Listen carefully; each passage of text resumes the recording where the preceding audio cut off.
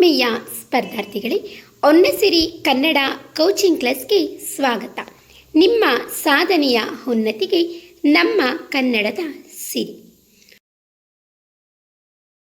UGC net, KSET ಮತ್ತು ಎಲ್ಲ ಕನ್ನಡ ಸ್ಪರ್ಧಾತ್ಮಕ ಪರೀಕ್ಷೆಯಲ್ಲಿ ಉತ್ತೀರ್ಣರಾಗಲು ಶ್ರಮಿಸುತ್ತಿರುವ ವಿದ್ಯಾರ್ಥಿಗಳಿಗಾಗಿ ಹೊನ್ನಸಿರಿ ಕನ್ನಡ ಕೋಚಿಂಗ್ ಕ್ಲಾಸ್ ಪಠ್ಯಕ್ರಮ ಆಧಾರಿತ ವಿಶೇಷ ತರಗತಿಗಳನ್ನು ಹಮ್ಮಿಕೊಂಡಿದೆ. ಈ ಅವಕಾಶವನ್ನು ನೀವೆಲ್ಲ ಸದುಪಯೋಗಪಡಿಸಿಕೊಂಡು ಆದಷ್ಟು ಬೇಗ ಯುಜಿಸಿ ನೆಟ್, ಕೆಸೆಟ್ ಪರೀಕ್ಷೆಗಳಲ್ಲಿ ಉತ್ತೀರ್ಣರಾಗಬೇಕು ಎಂದು ಶುಭ ಹಾರೈಸುತ್ತೇನೆ.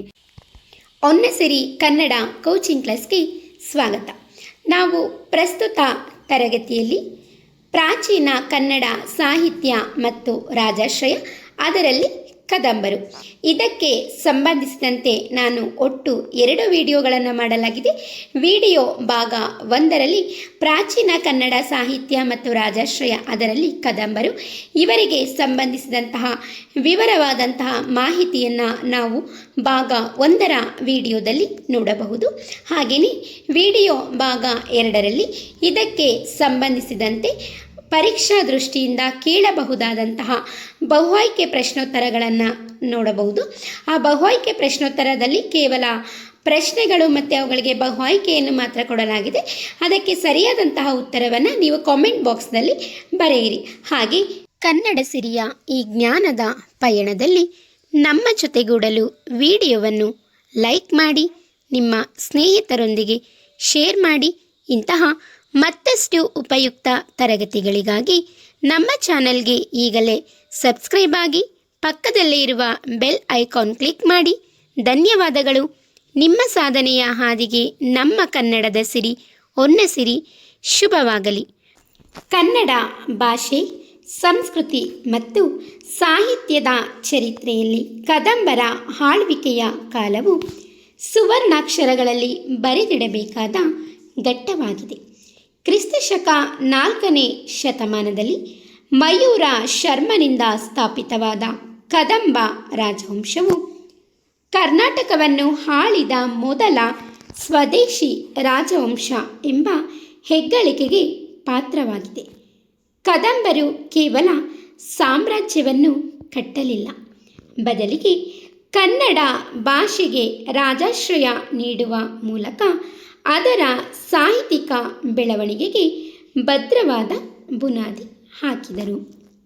ಸ್ಪರ್ಧಾರ್ಥಿಗಳೇ, ಪ್ರಾಚೀನ ಕನ್ನಡ ಸಾಹಿತ್ಯ ಮತ್ತು ರಾಜಾಶ್ರಯ, ಇದರಲ್ಲಿ ಕದಂಬರಿಗೆ ಸಂಬಂಧಿಸಿದಂತೆ ನಾನು ಪೀಠಿಕಾ ಭಾಗವನ್ನು ಹೇಳುವಾಗ ಕ್ರಿಸ್ತಶಕ 4ನೇ ಶತಮಾನದಲ್ಲಿ ಮಯೂರ ಶರ್ಮನಿಂದ ಸ್ಥಾಪಿತವಾದ ಕದಂಬ ರಾಜವಂಶ ಅಂತ ಹೇಳಿದೆ.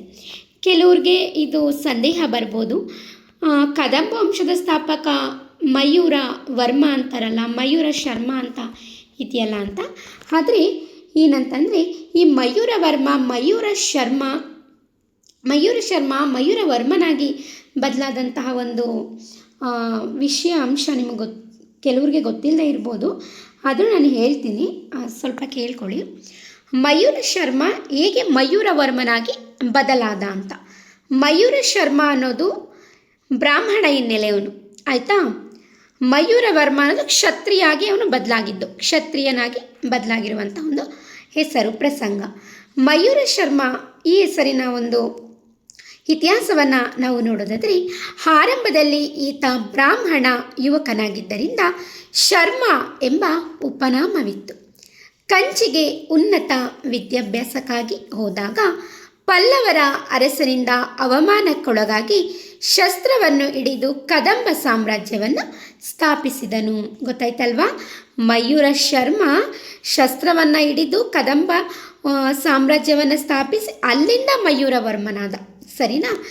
ಮಯೂರ ವರ್ಮ ಕ್ಷತ್ರಿಯ ಬದಲಾವಣೆ, ರಾಜನಾಗಿ ಅಧಿಕಾರ ವಹಿಸಿಕೊಂಡ ನಂತರ ಕ್ಷತ್ರಿಯ ಧರ್ಮವನ್ನು ಅಳವಡಿಸಿಕೊಂಡಿದ್ದರ ಸಂಕೇತವಾಗಿ ತನ್ನ ಹೆಸರಿನ ಕೊನೆಯಲ್ಲಿದ್ದ ಶರ್ಮ ಎಂಬುದನ್ನು ಬಿಟ್ಟು ವರ್ಮ ಎಂದು ಬದಲಾಯಿಸಿಕೊಂಡನು. ಇದು ಇವನ ಹೆಸರಿನ ಹಿಂದಿರುವಂತಹ ಶರ್ಮ ವರ್ಮವಾಗಿ ಬದಲಾಗಿರುವಂತಹ ಒಂದು ಚಿಕ್ಕ ಐತಿಹ್ಯದ ಕಥೆಯಾಗಿದೆ ಅಂತ ಹೇಳ್ಬೋದು. ಹಾಗಾದರೆ ನಾವು ಪ್ರಸ್ತುತ ಯಾವ ಒಂದು ವಿಷಯದ ಬಗ್ಗೆ ನಾವು ತರಗತಿಯನ್ನು ಪ್ರಾರಂಭ ಮಾಡ್ತಾ ಇದ್ದೀವಿ ಅನ್ನೋದು ನಿಮಗೆಲ್ಲ ಗೊತ್ತಾಯಿತು. ಪ್ರಾಚೀನ ಕನ್ನಡ ಸಾಹಿತ್ಯ ಮತ್ತು ರಾಜಾಶ್ರಯಕ್ಕೆ ಸಂಬಂಧಿಸಿದಂತಹ ನಮ್ಮ ಕನ್ನಡ ನಾಡಿನ ಹೆಮ್ಮೆಯ ವಂಶ ಯಾವುದು? ಕದಂಬ ವಂಶ. ಈ ಕದಂಬ ವಂಶದ ಬಗ್ಗೆ ನಾವು ಪ್ರಸ್ತುತ ತರಗತಿಯಲ್ಲಿ ತಿಳಿದುಕೊಳ್ಳೋಣ. ಈ ಕದಂಬರು ಇದಕ್ಕೆ ಸಂಬಂಧಿಸಿದಂತೆ ನಾನು ಒಟ್ಟು 2 ವಿಡಿಯೋಸನ್ನು ಮಾಡ್ತಾ ಇದ್ದೀನಿ. ಅದರಲ್ಲಿ ಭಾಗ 1ರಲ್ಲಿ ಕದಂಬ ವಂಶಕ್ಕೆ ಸಂಬಂಧಿಸಿದಂತಹ ಅವರ ಪ್ರಾಚೀನ ಕನ್ನಡ ಸಾಹಿತ್ಯ ಮತ್ತು ರಾಜಾಶ್ರಯ, ಹಾಗೆ ಅವರ ಸಾಹಿತ್ಯಿಕ ಕೊಡುಗೆಗಳಿಗೆ ಸಂಬಂಧಿಸಿದಂತೆ ಮತ್ತು ಕವಿಗಳಿಗೆ ಸಂಬಂಧಿಸಿದಂತೆ, ಶಾಸನಗಳಿಗೆ ಸಂಬಂಧಿಸಿದಂತೆ ಭಾಗ 1ರಲ್ಲಿ ನಾವು ನೋಡೋಣ. ಭಾಗ 2ರಲ್ಲಿ ಇದಕ್ಕೆ ಸಂಬಂಧಿಸಿದಂಥ ಪ್ರಮುಖ ಪರೀಕ್ಷಾ ದೃಷ್ಟಿಯಿಂದ ಬಹಳ ಮುಖ್ಯವಾಗಿರುವಂತಹ ಬಹು ಆಯ್ಕೆ ಪ್ರಶ್ನೆಗಳನ್ನು ನಾವು ಭಾಗ 2ರಲ್ಲಿ ನೋಡೋಣ. ಈಗ ಪ್ರಸ್ತುತವಾಗಿ ಭಾಗ 1ರಲ್ಲಿ ನಾವು ಇರುವಂತಹ ವಿಷಯ ವಸ್ತುಗಳನ್ನು ಅಧ್ಯಯನ ಮಾಡೋಣ. ತರಗತಿಯನ್ನು ಪ್ರಾರಂಭಿಸುವುದಕ್ಕಿಂತ ಮುಂಚೆ ಕದಂಬರು ಪ್ರಾಚೀನ ಕನ್ನಡ ಸಾಹಿತ್ಯ ಮತ್ತು ರಾಜಾಶ್ರಯಕ್ಕೆ ಸಂಬಂಧಿಸಿದಂತೆ ಕದಂಬರ ವಂಶದ ಮೇಲೆ ಬೆಳಕನ್ನು ಬೀರುವಂತಹ ಕೆಲವು ಸಾಹಿತ್ಯ ಕೃತಿಗಳನ್ನು ಅಥವಾ ಆಧಾರ ಕೃತಿಗಳನ್ನು ನಾವು ಮೊದಲು ನೋಡಿ ನಂತರ ತರಗತಿಯನ್ನು ಪ್ರಾರಂಭಿಸೋಣ. ಪ್ರಮುಖ ಆಧಾರ ಗ್ರಂಥಗಳು: ಕನ್ನಡ ಸಾಹಿತ್ಯ ಚರಿತ್ರೆ, ಡಾಕ್ಟರ್ ರಂಶ್ರೀ ಮುಗಳಿ. ಜನಪ್ರಿಯ ಕನ್ನಡ ಸಾಹಿತ್ಯ ಚರಿತ್ರೆ, ತಶು ಶಾಮರಾವ್. ಕನ್ನಡ ಶಾಸನಗಳ ಸಾಂಸ್ಕೃತಿಕ ಅಧ್ಯಯನ, ಡಾಕ್ಟರ್ ಎಂ ಚಿದಾನಂದಮೂರ್ತಿ. ಶಾಸನ ವ್ಯಾಸಂಗ ಭಾಗ 1 ಮತ್ತು ಭಾಗ 2, ಡಾಕ್ಟರ್ ಎಂ ಕಲಬುರ್ಗಿ. ಬನವಾಸಿ ಮತ್ತು ಕದಂಬರ ಇತಿಹಾಸ, ಲಕ್ಷ್ಮೀಶ್ ಹೆಗಡೆ ಸೋಂದ. ಕರ್ನಾಟಕದ ಇತಿಹಾಸ ಮತ್ತು ಸಾಂಸ್ಕೃತಿಕ ಅಧ್ಯಯನ, doctor Suryanath U Kamath. The Kadambas of Banavasi, George M Moraes. ಇಷ್ಟು ಪ್ರಮುಖ ಕೃತಿಗಳು ಕದಂಬರ ಒಂದು ರಾಜವಂಶದ ಬಗ್ಗೆ ಬೆಳಕನ್ನು ಬೀರುತ್ತದೆ ಎಂದು ನಾವು ಹೇಳ್ಬೋದು. ಇನ್ನು ಕದಂಬರ ರಾಜಾಶ್ರಯ ಮತ್ತು ಪ್ರಾಚೀನ ಕನ್ನಡ ಸಾಹಿತ್ಯಕ್ಕೆ ಸಂಬಂಧಿಸಿದಂತೆ ಭಾಷಾ ಹಿನ್ನೆಲೆಯನ್ನು ನಾವು ನೋಡೋದಾದರೆ, ರಾಜಾಶ್ರಯದ ಪರಿಕಲ್ಪನೆ. ಪ್ರಾಚೀನ ಕಾಲದಲ್ಲಿ ಸಾಹಿತ್ಯವು ಕೇವಲ ವೈಯಕ್ತಿಕ ಅಭಿವ್ಯಕ್ತಿಯಾಗಿರದೆ ರಾಜಪ್ರಭುತ್ವದ ಆರ್ಥಿಕ ಮತ್ತು ಸಾಮಾಜಿಕ ಬೆಂಬಲದ ಮೇಲೆ ಅವಲಂಬಿತವಾಗಿತ್ತು. ಕನ್ನಡ ಭಾಷೆಗೆ ಇಂತಹ ಅಧಿಕೃತ ಆಶ್ರಯ ನೀಡಿದ ಪ್ರಥಮ ರಾಜವಂಶ ಕದಂಬರು. ಇಲ್ಲಿ ರಾಜಾಶ್ರಯದ ಪರಿಕಲ್ಪನೆಯನ್ನು ನಾವು ನೋಡೋದಾದರೆ, ಪ್ರಾಚೀನ ಕಾಲದಲ್ಲಿ ಸಾಹಿತ್ಯ ಅನ್ನೋದು ಕೇವಲ ವೈಯಕ್ತಿಕ ಅಭಿವ್ಯಕ್ತಿ ಆಗಿರಲಿಲ್ಲ. ಇನ್ನು ಪ್ರಾಚೀನ ಕಾಲದಲ್ಲಿ ಸಾಹಿತ್ಯ ರಚನೆ ಅನ್ನೋದು ವೈಯಕ್ತಿಕ ಅಭಿವ್ಯಕ್ತಿ ಆಗಿರಲಿಲ್ಲ. ಅದು ಬಹಿರಂಗವಾಗಿರ್ತಿತ್ತು. ಅಂದರೆ ಕಾವ್ಯವನ್ನು, ಬರಹಗಳನ್ನು ಅವರು ಏನು ಮಾಡ್ತಾಯಿದ್ರು, ಬರವಣಿಗೆಯ ಮೂಲಕ ಅಭಿವ್ಯಕ್ತಿಸ್ತಾ ಇದ್ರು. ರಾಜಪ್ರಭುತ್ವದ ಆರ್ಥಿಕ ಮತ್ತು ಸಾಮಾಜಿಕ ಬೆಂಬಲದ ಮೇಲೆ ಅವಲಂಬಿತವಾಗಿತ್ತು. ಆ ಸಾಹಿತ್ಯ ಅನ್ನೋದು ಯಾವುದರ ಒಂದು ಅವಲಂಬನೆಯನ್ನು ಹೊಂದಿತ್ತು ಅಂತಂದರೆ, ರಾಜಪ್ರಭುತ್ವದ ಆರ್ಥಿಕ ಮತ್ತು ಸಾಮಾಜಿಕ ಬೆಂಬಲದ ಮೇಲೆ ಅದು ಅವಲಂಬಿತವಾಗಿತ್ತು. ಅಂದರೆ ಕವಿಗಳಿಗೆ ಆರ್ಥಿಕವಾಗಿ, ಸಾಮಾಜಿಕವಾಗಿ ರಾಜಪ್ರಭುತ್ವ ಏನು ಮಾಡ್ತಾ ಇತ್ತು, ಅವರಿಗೆ ಪ್ರೋತ್ಸಾಹವನ್ನು ಕೊಡ್ತಾ ಇತ್ತು. ಕನ್ನಡ ಭಾಷೆಗೆ ಇಂತಹ ಅಧಿಕೃತ ಆಶ್ರಯ ನೀಡಿದ ಪ್ರಥಮ ರಾಜವಂಶ ಕದಂಬರು ಅಲ್ವಾ. ನೋಡಿ, ಕನ್ನಡ ಭಾಷೆಗೆ ಇಂತಹ ಅಧಿಕೃತವಾದಂತಹ ಆಶ್ರಯವನ್ನು ನೀಡಿದಂತಹ ಪ್ರಥಮ ರಾಜವಂಶ ಯಾವುದು? ಅದು ನಮ್ಮ ಕದಂಬ ವಂಶ ಅಂತ ನಾವಿಲ್ಲಿ ರಾಜಾಶ್ರಯದ ಪರಿಕಲ್ಪನೆಯಲ್ಲಿ ನಾವು ನೋಡ್ಬೋದು. ಪ್ರಾಚೀನ ಕಾಲದಲ್ಲಿ ಸಾಹಿತ್ಯ ಕೇವಲ ವೈಯಕ್ತಿಕ ಅಭಿವ್ಯಕ್ತಿಯಾಗಿರಲಿಲ್ಲ. ರಾಜಪ್ರಭುತ್ವದ ಆರ್ಥಿಕವಾಗಿ, ಸಾಮಾಜಿಕವಾಗಿ ಬೆಂಬಲದ ಮೇಲೆ ಆ ಕಾವ್ಯ ಅಥವಾ ಆ ಸಾಹಿತ್ಯ ಅನ್ನೋದು ಅವಲಂಬಿಸಿತ್ತು. ಕನ್ನಡ ಭಾಷೆಗೆ ಇಂತಹ ಅಧಿಕೃತವಾದಂತಹ ಆಶ್ರಯವನ್ನು ನೀಡಿದಂತಹ ಪ್ರಥಮ ರಾಜವಂಶ ಅಂತಂದರೆ ಅದು ನಮ್ಮ ಕದಂಬ ರಾಜವಂಶ ಅಂತ ನಾವಿಲ್ಲಿ ತಿಳ್ಕೊಬೋದು. ಇನ್ನು ಭಾಷಾ ಸಂಘರ್ಷ ಮತ್ತು ಸ್ಥಿತ್ಯಂತರ ಇದನ್ನು ನೋಡೋದಾದರೆ, ಕದಂಬರಿಗಿಂತ ಮುಂಚೆ ಆಡಳಿತ ಮತ್ತು ಸಾಹಿತ್ಯದಲ್ಲಿ ಪ್ರಾಕೃತ ಮತ್ತು ಸಂಸ್ಕೃತ ಭಾಷೆಗಳದ್ದೇ ಮೇಲುಗೈ ಇತ್ತು. ಕನ್ನಡವು ಕೇವಲ ಜನರ ಆಡುಭಾಷೆಯಾಗಿತ್ತು. ಕದಂಬರು ಅಧಿಕಾರಕ್ಕೆ ಬಂದ ನಂತರ ಕನ್ನಡಕ್ಕೆ ರಾಜಭಾಷೆ, ನೋಡ್ಕೊಳ್ಳಿ, ಕನ್ನಡಕ್ಕೆ ರಾಜಭಾಷೆ ಮತ್ತು ಆಡಳಿತ ಭಾಷೆಯ ಗೌರವ ಸಿಕ್ಕಿತು. ಇದು ಕನ್ನಡ ಸಾಹಿತ್ಯ ಚರಿತ್ರೆಯ ಅತ್ಯಂತ ಮಹತ್ವದ ತಿರುವು. ಇದು ಬಹಳ ಮುಖ್ಯವಾಗಿರುವಂತಹ ಒಂದು ಅಂಶ ಆಗಿದೆ. ನೋಡ್ಕೊಳ್ಳಿ, ಏನು ಭಾಷಾ ಸಂಘರ್ಷ, ಭಾಷೆಗಳ ನಡುವೆ ಇದ್ದಂಥ ಸಂಘರ್ಷ ಮತ್ತು ಸ್ಥಿತ್ಯಂತರವನ್ನು ನಾವಿಲ್ಲಿ ನೋಡೋದಾದರೆ, ಕದಂಬರಿಗಿಂತ ಮುಂಚೆ, ಈ ಕದಂಬ ವಂಶ ಬರೋದಕ್ಕಿಂತ ಮುಂಚೆ ಆಡಳಿತ ಮತ್ತು ಸಾಹಿತ್ಯದಲ್ಲಿ ಪ್ರಾಕೃತ ಮತ್ತು ಸಂಸ್ಕೃತ ಭಾಷೆಗಳದ್ದೇ ಮೇಲುಗೈ ಇತ್ತು. ಈಗ ನಾವು ಶಾತವಾಹನರ ಒಂದು ರಾಜವಂಶವನ್ನು ನೋಡಿದ್ವಿ, ಪ್ರಾಕೃತನೇ ಮೇಲುಗೈ ಅಲ್ವಾ. ಮಹಾರಾಷ್ಟ್ರೀಯ ಪ್ರಾಕೃತ ಅವರ ಆಡಳಿತ ಭಾಷೆ, ಅದರಲ್ಲೇನೋ ಕನ್ನಡದ ಪದಗಳು ಬಳಕೆ ಆಗಿತ್ತೋ ಹೊತ್ತು ಕನ್ನಡ ಭಾಷೆಯಲ್ಲಿ ಅವರು ಸಾಹಿತ್ಯವನ್ನು ರಚನೆ ಮಾಡಿಲ್ಲ. ಪ್ರಾಕೃತ ಮತ್ತು ಸಂಸ್ಕೃತ ಈ ಭಾಷೆಗಳದ್ದೇ ಮೇಲುಗೈ ಇತ್ತು. ಯಾವಾಗ ಕದಂಬ ವಂಶ ಆಡಳಿತಕ್ಕೆ ಬರೋಕ್ಕಿಂತನೂ ಮುಂಚೆ ಸಾಹಿತ್ಯ ರಚನೆ ಆಗ್ತಾ ಇದ್ದಿದ್ದು ಪ್ರಾಕೃತ ಮತ್ತು ಸಂಸ್ಕೃತ ಭಾಷೆಯಲ್ಲಿ, ಆಯಿತಾ. ಅವುಗಳದ್ದೇ ಹೆಚ್ಚಿನ ಪ್ರಮಾಣ, ಅವುಗಳೇ ಮೇಲುಗೈ, ಆಯಿತಾ. ಕನ್ನಡವು ಕೇವಲ ಆಡು ಭಾಷೆಯಾಗಿತ್ತು. ಕನ್ನಡನ ಬಳಸ್ತಾ ಇದ್ದಿದ್ದು ಯಾರು? ಕೇವಲ ಜನಸಾಮಾನ್ಯರು ಮಾತ್ರ, ಆಯಿತಾ. ಈ ಪಂಡಿತರು, ವಿದ್ವಾಂಸರು, ರಾಜಪುರೋಹಿತರು, ಈ ಆಸ್ಥಾನ ಕವಿಗಳು ಅವರೆಲ್ಲ ಬಳಸ್ತಾ ಇದ್ರಾ? ಇಲ್ಲ, ಅವರೆಲ್ಲ ಬಳಸ್ತಾ ಇದ್ದಿದ್ದೇನು ಪ್ರಾಕೃತ ಮತ್ತು ಸಂಸ್ಕೃತನ ಬಳಸ್ತಾ ಇದ್ರು. ಕನ್ನಡ ಕೇವಲ ಜನರ ಆಡು ಭಾಷೆಯಾಗಿತ್ತು ಅಷ್ಟೇ. ಕದಂಬರು ಅಧಿಕಾರಕ್ಕೆ ಬಂದಾಗ ನೋಡಿ, ಕದಂಬರು ಅಧಿಕಾರಕ್ಕೆ ಬಂದ್ರಲ್ವಾ, ಬಂದಾಗ ಏನಾಯಿತು, ಕನ್ನಡಕ್ಕೆ ರಾಜಭಾಷೆ ಮತ್ತು ಆಡಳಿತ ಭಾಷೆಯ ಗೌರವ ಸಿಕ್ಕಿತು. ಕನ್ನಡಕ್ಕೇನು, ಕದಂಬರು ಆಡಳಿತಕ್ಕೆ ಬಂದಾಗ ನಮ್ಮ ಕನ್ನಡ ಭಾಷೆ, ನಮ್ಮ ಮಾತೃಭಾಷೆಗೆ ರಾಜಭಾಷೆ ಮತ್ತು ಆಡಳಿತ ಭಾಷೆಯ ಗೌರವ ನಮ್ಮ ಕನ್ನಡಕ್ಕೆ ಸಿಕ್ಕಿತು. ಇದು ಕನ್ನಡ ಸಾಹಿತ್ಯ ಚರಿತ್ರೆಯ ಅತ್ಯಂತ ಮಹತ್ವದ ತಿರುವು ಅಂತ ಹೇಳ್ಬೋದು. ನೋಡಿದ್ರೆ ಇಲ್ಲಿ ಕನ್ನಡ ಆಡು ಭಾಷೆಯಾಗಿದ್ದರ ಜೊತೆಯಲ್ಲಿ ಅದು ಹೇಗೆ ರಾಜಭಾಷೆಯಾಗಿ ಕವಲೊಡೆದು, ಆ ರಾಜಭಾಷೆ ಹೇಗೆ ಆಡಳಿತ ಭಾಷೆಯಾಗಿ ಕವಲೊಡೆದು ಕನ್ನಡ ಸಾಹಿತ್ಯ ಚರಿತ್ರೆಯಲ್ಲಿ ಅತ್ಯಂತ ಮಹತ್ವದ ತಿರುವನ್ನು ನಮ್ಮ ಕನ್ನಡ ಭಾಷೆ ಪಡ್ಕೊಂತು. ಇದು ಭಾಷಾ ಸಂಘರ್ಷ ಮತ್ತು ಸ್ಥಿತ್ಯಂತರ ಅಂತ ನಾವು ಇಲ್ಲಿ ನೋಡ್ಬೋದು, ಆಯಿತಾ. ನಂತರ ಮಯೂರ ವರ್ಮನ ಸಾಂಸ್ಕೃತಿಕ ಸ್ವಾಭಿಮಾನ. ಏನು, ಕದಂಬ ವಂಶದ ಸ್ಥಾಪಕ ಯಾರು? ಮಯೂರ ಶರ್ಮ, ಮಯೂರ ವರ್ಮ ಇಬ್ಬರು ಒಂದೇನೆ. ಮಯೂರ ಶರ್ಮ ಮಯೂರ ವರ್ಮನಾಗಿ ಬದಲಾದಂಥ ಒಂದು ಚಿಕ್ಕ ಐತಿಹ್ಯದ ಕಥೆಯನ್ನು ನಾನು ತರಗತಿಯ ಪ್ರಾರಂಭದಲ್ಲಿ ನಿಮಗೆ ಹೇಳಿದ್ದೀನಿ. ನಿಮಗಿದೆಲ್ಲ ಅರ್ಥ ಆಗಿದೆ, ಆಯಿತಾ. ಮಯೂರವರ್ಮನ ಸಾಂಸ್ಕೃತಿಕ ಸ್ವಾಭಿಮಾನ ಇದ್ರ ಬಗ್ಗೆ ನೋಡೋದಾದರೆ ನೋಡಿ, ಕಂಚಿಗೆ ವಿದ್ಯಾಭ್ಯಾಸಕ್ಕೆ ಹೋದಾಗ ತನಗಾದ ಅಪಮಾನದ ವಿರುದ್ಧ ದಂಗೆದ್ದು ಕದಂಬ ಸಾಮ್ರಾಜ್ಯ ಸ್ಥಾಪಿಸಿದ ಮಯೂರವರ್ಮ ತನ್ನ ನಾಡಿನ ಭಾಷೆ ಮತ್ತು ಸಂಸ್ಕೃತಿಗೆ ಮೊದಲ ಆದ್ಯತೆ ನೀಡಿದನು. ಮಯೂರವರ್ಮನ ಸಾಂಸ್ಕೃತಿಕ ಸ್ವಾಭಿಮಾನವನ್ನು ಇಲ್ಲಿ ನೋಡೋದಾದರೆ ಅವನಲ್ಲಿದ್ದಂಥ ಸಾಂಸ್ಕೃತಿಕ ಕೊಡುಗೆ ಎಷ್ಟಿತ್ತು ಮತ್ತು ಅವನಲ್ಲಿದ್ದಂಥ ಸಾಂಸ್ಕೃತಿಕ ಸ್ವಾಭಿಮಾನ ಯಾವ ಮಟ್ಟಕ್ಕೆ ಇತ್ತು ಅನ್ನೋದು ಈ ಸಾಲುಗಳು ನಮಗೆ ಭಾಳ ಚೆನ್ನಾಗಿ ಮನಮುಟ್ಟುವಂತೆ ಹೇಳುತ್ತವೆ ಅಂತ ಹೇಳ್ಬೋದು. ನೋಡಿ, ಕಂಚಿಗೆ ವಿದ್ಯಾಭ್ಯಾಸಕ್ಕೆ ಹೋಗಿರ್ತಾನೆ ಯಾರು? ಮಯೂರವರ್ಮ, ಆಯಿತಾ. ಕಂಚಿಗೆ ವಿದ್ಯಾಭ್ಯಾಸಕ್ಕೆ ಹೋದಾಗ ತನಗಾದ ಅವಮಾನದ ವಿರುದ್ಧ ಅವನು ಏನು ಮಾಡ್ತಾನೆ, ಅವನಿಗೆ ಅವಮಾನ ಆಗುತ್ತೆ. ಅವಮಾನ ಆಗಿದ್ರ ವಿರುದ್ಧ ಅವನು ದಂಗೆ ಹೇಳ್ತಾನೆ, ಆಯಿತಾ. ದಂಗೆ ಎದ್ದು ಏನು ಮಾಡ್ತಾನೆ, ಅವನು ಅವರನ್ನು ಸೋಲಿಸಿ ಕದಂಬ ಸಾಮ್ರಾಜ್ಯವನ್ನು ಸ್ಥಾಪನೆ ಮಾಡ್ತಾನೆ, ಆಯಿತಾ. ಕದಂಬ ಸಾಮ್ರಾಜ್ಯವನ್ನು ಅವನು ಸ್ಥಾಪನೆ ಮಾಡಿ ತನ್ನ ನಾಡಿನ ಭಾಷೆ ಮತ್ತು ಸಂಸ್ಕೃತಿಗೆ ಮೊದಲ ಆದ್ಯತೆಯನ್ನು, ಕನ್ನಡಕ್ಕೆ ಮೊದಲ ಆದ್ಯತೆಯನ್ನು ಮಯೂರವರ್ಮ ಕೊಡ್ತಾನೆ.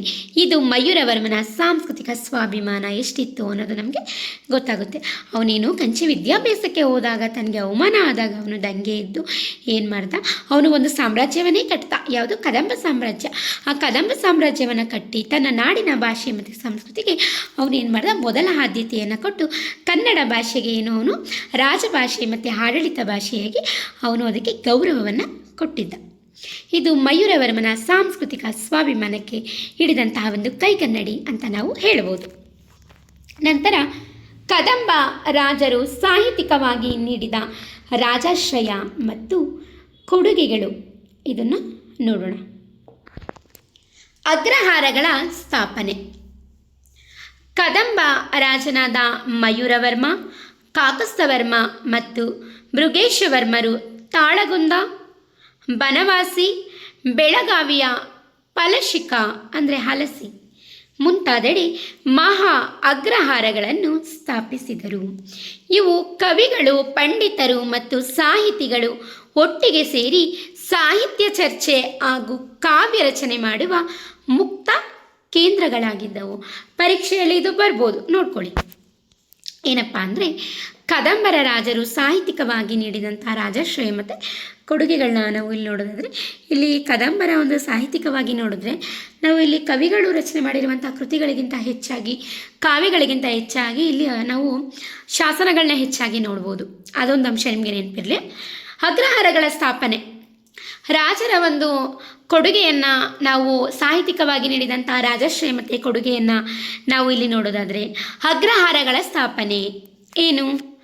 ಕದಂಬ ರಾಜರಾದ ಮಯೂರವರ್ಮ, ಕಾಕಸ್ತವರ್ಮ ಮತ್ತು ಮೃಗೇಶವರ್ಮರು, ಆಯಿತಾ, ಇವರ ಪ್ರಮುಖರಾದವರು. ಇನ್ನೂ ಹಲವಾರು ಜನ ಇದ್ದಾರೆ, ಆಯಿತಾ, ಅದರಲ್ಲಿ ಪ್ರಮುಖರಾದವರು ನೋಡ್ಕೊಳ್ಳಿ. ಕದಂಬ ರಾಜನಾದಂಥ ಮಯೂರವರ್ಮ, ಕಾಕಸ್ತವರ್ಮ ಮತ್ತು ಮೃಗೇಶವರ್ಮರು ತಾಳಗುಂದ, ಬನವಾಸಿ, ಬೆಳಗಾವಿಯ ಫಲಶಿಖ ಅಥವಾ ಹಲಸಿ ಮುಂತಾದೆಡೆ ಏನು ಮಾಡಿದ್ರು, ಮಹಾ ಅಗ್ರಹಾರಗಳನ್ನು ಸ್ಥಾಪಿಸಿದ್ರು. ಎಲ್ಲೆಲ್ಲಿ? ಬನವಾಸಿಯಲ್ಲಿ, ಏಕೆಂದರೆ ಬನವಾಸಿ ಕದಂಬರ ರಾಜಧಾನಿ, ಆಯಿತಾ, ವೈಜಯಂತಿ. ಸರಿನಾ? ಇದೆಲ್ಲ ನಿಮಗೆ ಗೊತ್ತಿದೆ ಇತಿಹಾಸದಲ್ಲಿ, ಅದಕ್ಕೆ ನಾನು ಕೇವಲ ಸಾಹಿತ್ಯಿಕವಾಗಿ ಮಾತ್ರ ನಾನಿಲ್ಲಿ ಹೇಳ್ತಾ ಇರೋದು. ಸರಿನಾ? ಬನವಾಸಿ, ಬೆಳಗಾವಿಯ ಫಲಶಿಖ, ಹಾಗೆಯೇ ಹಲಸಿ, ಈ ಮುಂತಾದ ಕಡೆಗಳೆಲ್ಲ ಮಹಾ ಅಗ್ರಹಾರಗಳನ್ನು ಇವರು ಸ್ಥಾಪನೆ ಮಾಡ್ತಾರೆ. ಸರಿನಾ? ಇವು ಕವಿಗಳು, ಪಂಡಿತರು ಮತ್ತು ಸಾಹಿತಿಗಳು ಒಟ್ಟಿಗೆ ಸೇರಿ ಸಾಹಿತ್ಯ ಚರ್ಚೆ ಹಾಗೂ ಕಾವ್ಯ ರಚನೆ ಮಾಡುವ ಮುಕ್ತ ಕೇಂದ್ರಗಳಾಗಿದ್ದವು. ಇವರು ರಚನೆ ಮಾಡಿದ್ರಲ್ವಾ, ಯಾವುದು? ಮಹಾ ಅಗ್ರಹಾರಗಳು ಎಲ್ಲೆಲ್ಲಿ? ತಾಳಗುಂದ, ಬನವಾಸಿ, ಬೆಳಗಾವಿಯ ಫಲಶಿಖ ಅಥವಾ ಹಲಸಿ, ಇಂಥ ಕಡೆ ಎಲ್ಲ, ಇಂಥದ್ದೆಲ್ಲ ಏನು ಮಹಾ ಅಗ್ರಹಾರಗಳನ್ನ ಇವರು ಸ್ಥಾಪನೆ ಮಾಡ್ತಾರೆ. ಇವರು ಸ್ಥಾಪನೆ ಮಾಡಿದಂಥ ಅಗ್ರಹಾರಗಳು ಏನು? ಇವು ಕವಿಗಳಿಗೆ, ಪಂಡಿತರಿಗೆ ಮತ್ತು ಸಾಹಿತಿಗಳಿಗೆ ಒಟ್ಟಿಗೆ ಸೇರಿ, ಇವರೆಲ್ಲ ಕವಿಗಳು, ಪಂಡಿತರು, ಸಾಹಿತಿಗಳು ಇವರೆಲ್ಲ ಒಟ್ಟಿಗೆ ಸೇರಿ ಸಾಹಿತ್ಯ ಚರ್ಚೆ ಮತ್ತು ಕಾವ್ಯ ರಚನೆ ಮಾಡುವಂತಹ ಮುಕ್ತ ಕೇಂದ್ರಗಳಾಗಿದ್ದು, ಆಯಿತಾ. ಈ ಪಂಡಿತರು, ಕವಿಗಳು, ಸಾಹಿತಿಗಳು ಇವರೆಲ್ಲ ಅಗ್ರಹಾರಗಳಲ್ಲಿ ಬಂದು ಅಥವಾ ತಂಗಿ ಅಲ್ಲಿ ಏನು ಕಾವ್ಯಗಳ ಬಗ್ಗೆ, ಸಾಹಿತ್ಯದ ಬಗ್ಗೆ ಚರ್ಚೆ ಮಾಡುವಂತಹ ಮುಕ್ತ ಕೇಂದ್ರಗಳಾಗಿದ್ದು. ಇವರು ರಚಿಸಿರುವಂತಹ ಬನವಾಸಿ, ಬೆಳಗಾವಿಯ ಫಲಶಿಖ ಮತ್ತು ತಾಳಗುಂದ ಇವೆಲ್ಲ ಮುಕ್ತ ಕೇಂದ್ರಗಳಾಗಿದ್ದವು ಸಾಹಿತ್ಯದ ಬಗ್ಗೆ ಚರ್ಚಿಸೋದಕ್ಕೆ ಅಂತ ಹೇಳ್ಬೋದು. ಇನ್ನು ಕದಂಬ ಲಿಪಿಯ ವಿಕಾಸವನ್ನು ನಾವು ಇಲ್ಲಿ ನೋಡೋದಾದರೆ, ಸಾಹಿತ್ಯವನ್ನು ದಾಖಲಿಸಲು ಸುಂದರವಾದ ಲಿಪಿಯ ಅಗತ್ಯವಿತ್ತು. ಕದಂಬ ರಾಜರ ಆಶ್ರಯದಲ್ಲಿ ವಿಕಾಸಗೊಂಡ ದುಂಡಗಿನ ಕದಂಬ ಲಿಪಿಯೇ ಮುಂದೆ ಕನ್ನಡದ ಸುಂದರ ಸಾಹಿತ್ಯ ಕೃತಿಗಳು ತಾಳೆಗರಿಗಳ ಮೇಲೆ ಮೂಡಿಬರಲು ತಾಂತ್ರಿಕ ಬುನಾದಿಯಾಯಿತು. ಕದಂಬ ಲಿಪಿಯ ವಿಕಾಸವನ್ನು ನಾವು ಇಲ್ಲಿ ನೋಡೋದಾದರೆ, ಸಾಹಿತ್ಯ ಎಲ್ಲ ರಚನೆ ಆಯಿತು. ಈಗ ಸಾಹಿತ್ಯವನ್ನು ದಾಖಲಿಸೋದಕ್ಕೆ ಏನು ಬೇಕು? ಒಂದು ಸುಂದರವಾದಂಥ ಒಂದು ಲಿಪಿಯ ಅವಶ್ಯಕತೆ ಇತ್ತು. ಕದಂಬ ರಾಜರ ಆಶ್ರಯದಲ್ಲಿ ವಿಕಾಸಗೊಂಡಂತಹ ದುಂಡಗಿನ ಕದಂಬ ಲಿಪಿಯೇ ಏನಾಯಿತು? ಕದಂಬರ ಒಂದು ರಾಜರ ಆಶ್ರಯದಲ್ಲಿ ವಿಕಾಸಗೊಂಡು ಯಾವುದು? ದುಂಡಗಿನ ಕದಂಬ ಲಿಪಿ. ಆ ದುಂಡಗಿನ ಕದಂಬ ಲಿಪಿ ಮುಂದೆ ಕನ್ನಡದ ಸುಂದರ ಸಾಹಿತ್ಯ ಕೃತಿಗಳು ಏನಾಯಿತು? ತಾಳೆಗರಿಗಳ ಮೇಲೆ ಮೂಡಿಬರೋದಕ್ಕೆ ತಾಂತ್ರಿಕ ಬುನಾದಿಯಾಯಿತು ಅಂತ ನಾವು ಇಲ್ಲಿ ನೋಡ್ಬೋದು. ಇನ್ನು ದಾನದತ್ತಿಗಳು ಮತ್ತು ಗೌರವ ಇದನ್ನು ನೋಡೋದಾದರೆ, ಕವಿಗಳಿಗೆ ಮತ್ತು ವಿದ್ವಾಂಸರಿಗೆ ರಾಜರು ಬ್ರಹ್ಮದೇಯ ಅಂದರೆ ಭೂದಾನ ಮತ್ತು ಆರ್ಥಿಕ ಸೌಲಭ್ಯಗಳನ್ನು ನೀಡುತ್ತಿದ್ದರು. ಇದರಿಂದಾಗಿ ಕವಿಗಳು ಯಾವುದೇ ಆರ್ಥಿಕ ಚಿಂತೆ ಇಲ್ಲದೆ ಸ್ವತಂತ್ರವಾಗಿ ಸಾಹಿತ್ಯ ಸೇವೆ ಮಾಡಲು ಸಾಧ್ಯವಾಯಿತು. ಇಲ್ಲಿ ರಾಜರ ಒಂದು ರಾಜಾಶ್ರಯ ಮತ್ತು ಅವರ ಒಂದು ಸಾಹಿತ್ಯಿಕ ಕೊಡುಗೆಯನ್ನು ನಾವು ಇಲ್ಲಿ ನೋಡೋದಾದರೆ, ಹೇಗೆ ಅವರು ಅಗ್ರಹಾರಗಳ ಸ್ಥಾಪನೆಯನ್ನು ಮಾಡಿದ್ರೋ ಹಾಗೆಯೇ ದಾನದತ್ತಿಗಳು ಮತ್ತು ರಾಜರಿಗೆ ಗೌರವವನ್ನು ಕೂಡ ಕೊಡಲು ಅವರು ಶುರು ಮಾಡಿದ್ರು. ಕವಿಗಳಿಗೆ ಮತ್ತು ವಿದ್ವಾಂಸರಿಗೆ ಏನು ಮಾಡಿದ್ರು, ರಾಜರು ಬ್ರಹ್ಮದೇಯ, ಇದು ಕೂಡ ಪರೀಕ್ಷೆಯಲ್ಲಿ ಕೇಳ್ಬೋದು, ಬ್ರಹ್ಮದೇಯ ಪದದ ಅರ್ಥವನ್ನು ಕೇಳ್ಬೋದು. FDA SDA ಮತ್ತು ನೆಟ್ಟೋಸ್ ಲಿಸ್ಟು PDO ಎಲ್ಲ ಕೇಳ್ಬೋದು, ನೋಡ್ಕೊಳ್ಳಿ. ಬ್ರಹ್ಮದೇಯವನ್ನು ಕೊಡ್ತಾಯಿದ್ರು.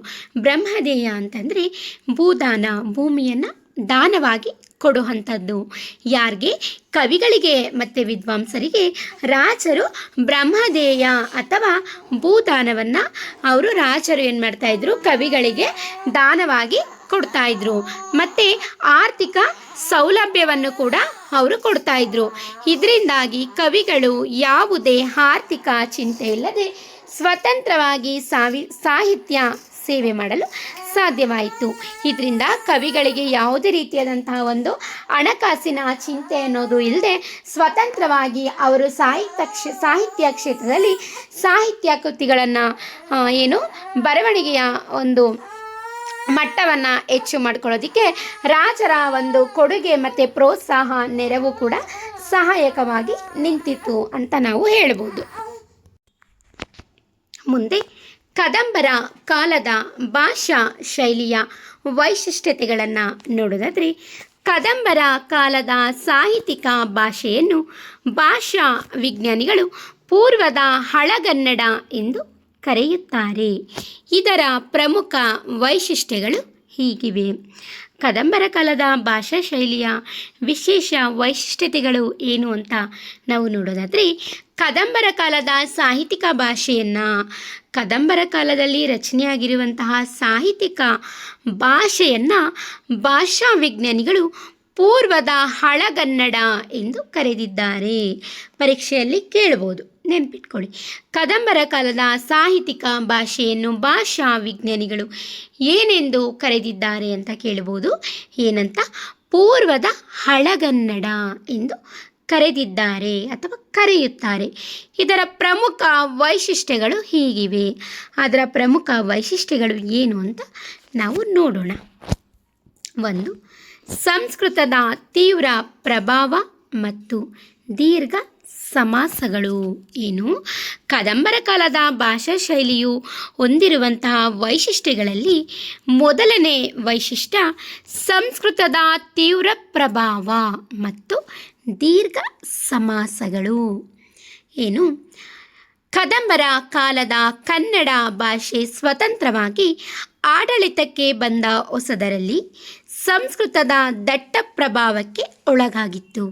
ಸಾಹಿತ್ಯಿಕ ಸಾಲುಗಳಲ್ಲಿ ದೀರ್ಘವಾದ ಸಂಸ್ಕೃತ ಸಮಾಸ ಪದಗಳನ್ನು ಕನ್ನಡದ ವಿಭಕ್ತಿ ಪ್ರತ್ಯಯಗಳೊಂದಿಗೆ ಸೇರಿಸಿ ಬರೆಯುವ ಶೈಲಿ ಇತ್ತು.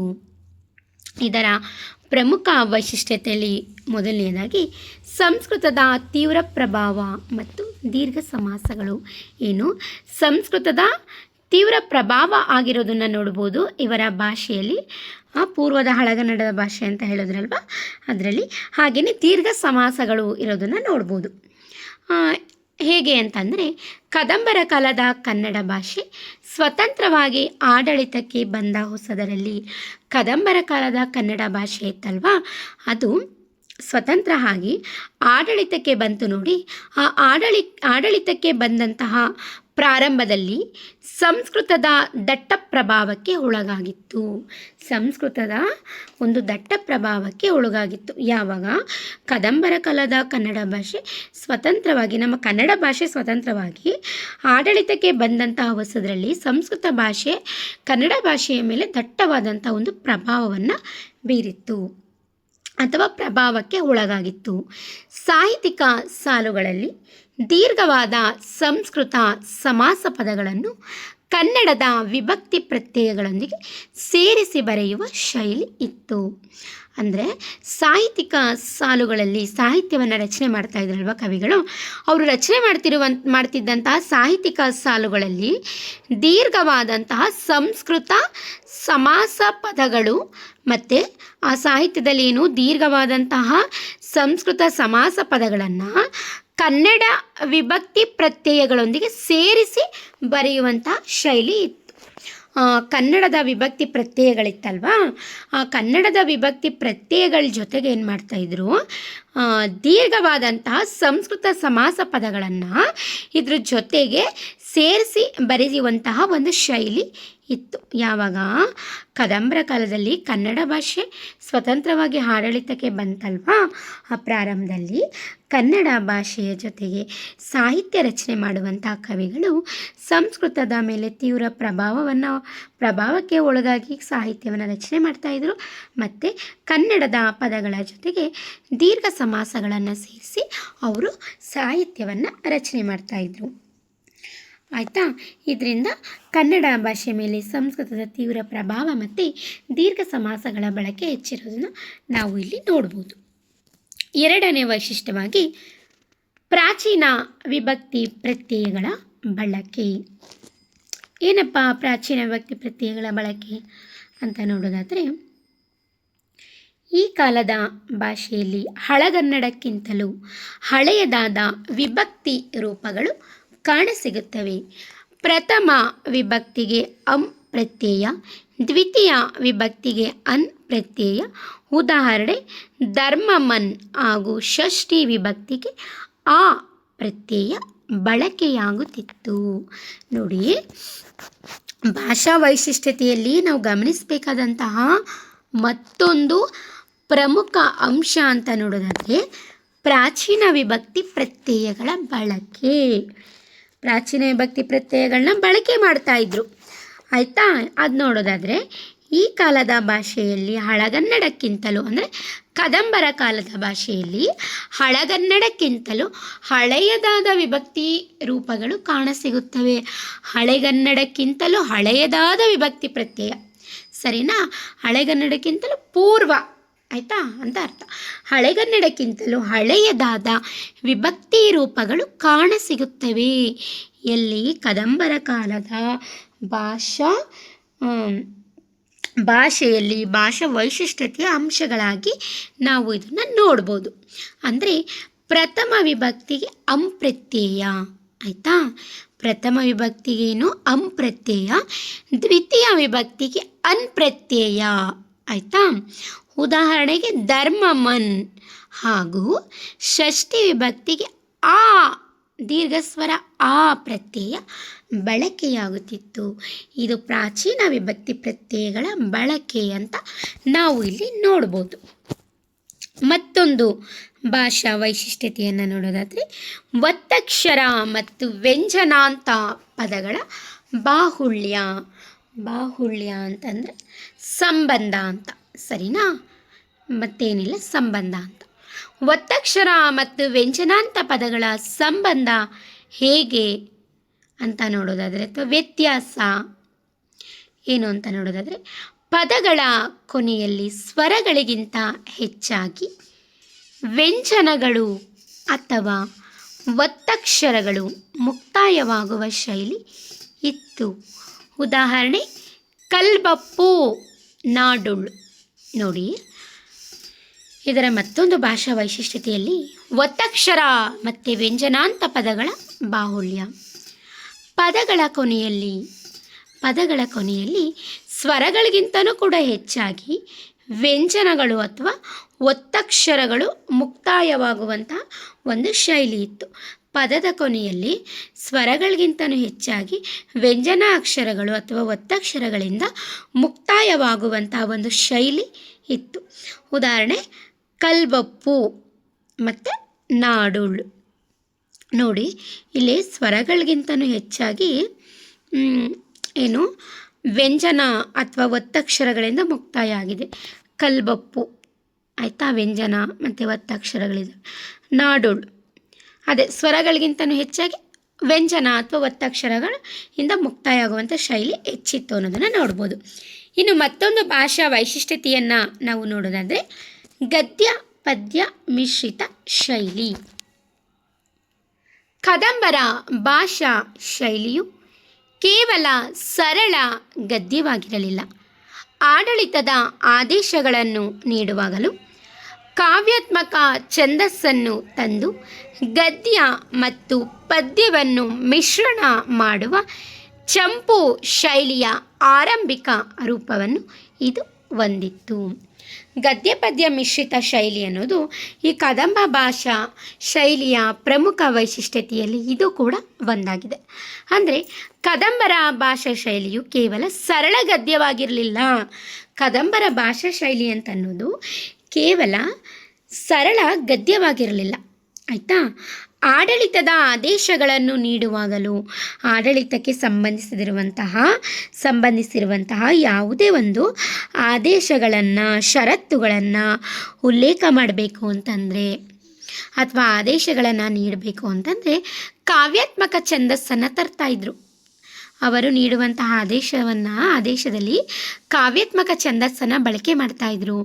ಗದ್ಯ ಮತ್ತು ಪದ್ಯವನ್ನು ಮಿಶ್ರಣ ಮಾಡಿ ಅವರೇನು ಮಾಡ್ತಾಯಿದ್ರು, ಆದೇಶವನ್ನು ತರ್ತಾಯಿದ್ರು.